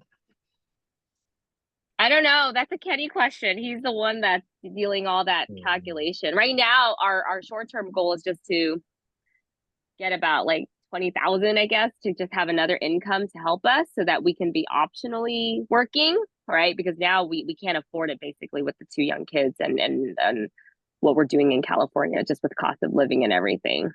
Yeah. So that's definitely more of a Kenny question. Yeah. Yeah, everybody's got different comfort levels. Yep. For me, it is almost a 4x because we can, and the reason that is we're going to change our living. Right now we're in thin mode, Mikey. So we're running at our fixed costs are 4,500 net, and that includes 3,200 for PITI on our primary. So we're living pretty thin. If you catch any of my velocity banking videos, I lay out all the details, right? So all expenses, even Starbucks. So we're living pretty thin, but when we get to that, say 4x level, we're going to do the Dion method and bump that up for our living expenses will be higher. And that 4,500 net is, or 4,500 is the fixed cost. And we also have about 2,400 of variable costs, fuel, food, miscellaneous, yada, yada. So we're running thinner than we used to. We used to spend every freaking dime. Like Zuber used to say, we'd blow 10 grand a month and not even know where the hell it went. And so now we've cut way back like half, and all of that extra money obviously is going into investing. So yeah, it's a tough one. I would personally say at least 3x, but I don't know. Everybody's got different, and I guess it goes back to what Brandon was saying earlier. How much do you trust the asset? Let's say you have a lease that's let's say it's a sober living lease, like a 3-year tenant lease or something, and in that given area, 30 other investors and they've been happy for 20 years, right? So those kind of things, like how much do you trust the asset? If you trust that to throw off cash flow pretty steadily, well then, you might be able to get away with something. Like me, I can't do that because like this month I have 2 properties that are performing great, a third one that's just in the shitter. And it's by choice because I had to get rid of a member in there that was causing issues, and I knew this was coming, so I did plan for it. But I guess boils down to how much you trust that asset. I don't know. What do you think? Oh, yeah. Hey, Jerry. Hey, Kenny. how's it going? Hey, Kenny. Yeah. Jen told me that I guess you guys are talking about how much we need for retirement. Is that what you guys are talking about? Yeah, that was Mikey's question. Yeah. Oh, okay. Yeah. I mean, I had a figure of about 20,000 a month. I think for us, I think by the time we get there, we're paying for our kids to go to private school now, but I know we're eventually gonna make the move for them to go to public. So I kind of don't count that as the expense that I'll need. So I think for us, we're roughly maybe about our monthly expenses is maybe about 6,000, I think, outside of paying for their school. So I put like a 3x multiplier on that. So I think that's how I that's why I rounded up. So 20,000 sounds like a nice round number. Yeah, that's my Yeah. same goal, as a matter of fact. Yeah. I just wonder, is there ever a part of you where, you feel like maybe instead of the 3x, you go like maybe 2.5 and say, why don't I try to stress this, or is that just way too risky? I think it Well- depends on your time, but you go for Yeah. it. Sorry. Yeah, well, I mean, I'm nowhere near there, so I can't test that. Yeah. But yeah, I mean, I probably once I get there, maybe we'll see if we can do 2.5x. Just test that. Put whatever money anybody makes from a W-2 into a different account. Just don't touch it. See what happens. Yeah. But I mean, right now the goal is 20,000. Wow. And then yeah, our time horizon is maybe 8-10 years. Okay. So it's obviously the long-term goal. Okay. Yeah. Yeah, that's good to know. I'm always curious of different people's, because I heard one where they're saying they'll go 2x and they're done and they're gonna live like really thin, like for just the rest of their life. So that Yeah. surprised me. Yeah, I think it also depends on what your needs are. Yeah. How much. I think I don't know. I if your monthly nut is much higher, then maybe you have a lower multiplier just because it's already a lot more money. Versus like if your monthly nut is like 2,000 versus somebody's 6,000, Yeah. the 6,000 could probably get away more where they're closer to 2x, but the 2,000 nut, you need to go more than 2x. Yeah. And if everyone's you're different because young- like you're, I'm sorry. No, if you're young, you don't have a family, you can get away with a lot more, right? Or a lot less. Yeah. Yeah, that's exactly what I was thinking is, everyone's is so different. And if you have family, that's a total different type of nut compared to just a guy, with his girlfriend. Yeah. Are you seeing my screen, Mikey? I am. Is it a spreadsheet? Yes. Okay, so here's my finances laid out in a nutshell. So our income after property management and all of our crap right now is about 23. It's going to jump up to 25 January 1st because I'm dumping. I make about 10 grand net, but I take 2 grand to put in HSA and whatnot. So for us, like our run rate, our expenses minus all the it's about 14 grand, but 4,500 of that is our personal. Right. So when I said 4,500, that's my personal expense. All the business stuff I think I keep is separate. So here's my run rate, and we've got about 8,900 in cash flow right now. I need to double that. Right. And so we'll be able to bring some of this up by the refinance here next year. We're hoping to get like a 5.5 or a 5 handle or a pay for points to get to a 4 handle and bring this in. But so we're about halfway there now. But like I said, our goal is 4x. But it's 4x based on the 4,500. Let's call it 5 grand. But in reality, it will be basically 3x because we're going to spend more once we get to the retirement. So really, it's about a 3x. So that 20K is based on the 4x, based on our current spending, but we're going to up that game. So it's really a 3x is what I wanted to say. And we're doing velocity banking too. So if you know all about that, or you've heard about it anyway. So, but. Cool. All right. Well, I'm glad you got on and said something, Mikey. Usually you sit pretty quiet and Sorry, I'm doing all types of errands and preparing for the week. So sorry, but I'm listening. I'm listening and taking notes. that's cool, man. Yeah, today was. These are really valuable. So thank you for hosting this. I'm glad you said that. I don't know if they are or not. I'm just Zuber said he wanted someone to do it, so I'm like, all right, I'll do it as long as people want to do it. But if they don't, then that's cool too. I'm hoping people are getting something out of this. How many people usually join the Sunday ones? I know Jen joined a couple of times, but this is my first time ever being on, but I only see you two.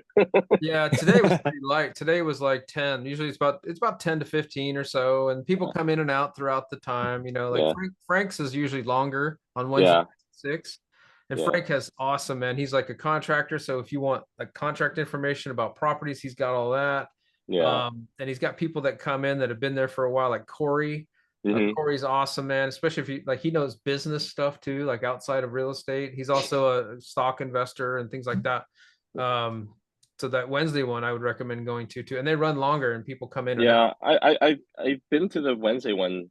I kind of stopped going ever since the kids started school, just because, you know, with their schedule, it makes it a little more difficult for me. Yeah. But throughout the summer, I've been attending, but I haven't shown my face in a while. Yeah, I think it's great to hear. I get more out of this than I put in, obviously. I mean, I still don't know what the whatever that rule was that we'd mentioned earlier. I got to go research it again. I even read it, but the Saint Germain Act. You know, I'm learning all this stuff I never knew, and I think there was a tax thing that Brandon was talking about with the land. I'm like, holy crap! I mean, you may never use it, but you know Yeah. those strategies are out Yeah, there. I've heard that before, but I forget what it is. Yeah. Yeah, that Saint Germain, I thought I saw that in Zuber's course. It was that during that seller financing or sub 2 part, but they kind of covered it pretty extensively in Oh, really? one of the sections in Zuber's course. Okay. Yeah, just learning all kinds of stuff here, man. And like I was telling your wife, right? Yeah. Yeah. So I was telling her that I was like, well, I'm listening to Dion. I don't do long-term rentals and I don't do all that stuff. But the reason I'm listening to him is because eventually I do want to pivot and do something to where the properties are as hands-off as they possibly can. Yeah. And right now they're not. I'm doing rent by room co-living. So right now they're not super hands-off. And I do want to get to that point at some point in the future. So Yeah, we're I think Jen mentioned to you guys, we're also doing like short-term rentals, so that's obviously not hands-off. yeah. Yeah. Tax purposes, I did the same thing, and that's such a good strategy. Yep. Well, my wife, I cheated. I didn't say this when everybody was on, but my wife is this year going to be the real estate professional. So, oh, nice. Yeah, we went out. She went and got her real estate license, and then we learned that we didn't really need to do that. So she studied all this stuff, but hey, she's got it. But she's gonna be the real estate professional, because if you're married, you can do that, and we're hand in hand. I mean, kind of. She flies down and helps do the decorating, and nowadays she's looking for the properties because I don't have time. So she's like, "What do you think of this one?" And I'm like, "Well, that one's got stairs to the kitchen, and someone's gonna fall and sue us, so I don't want that one." Things like that, right? Yeah. Well, cool, guys. I think we're gonna wrap it up here, unless you guys got any last minute stuff. I don't have anything. All right. I'm good. Yeah, thank you. All right. Okay, see you guys. See you guys later. All right. Yeah. Bye. Okay, bye.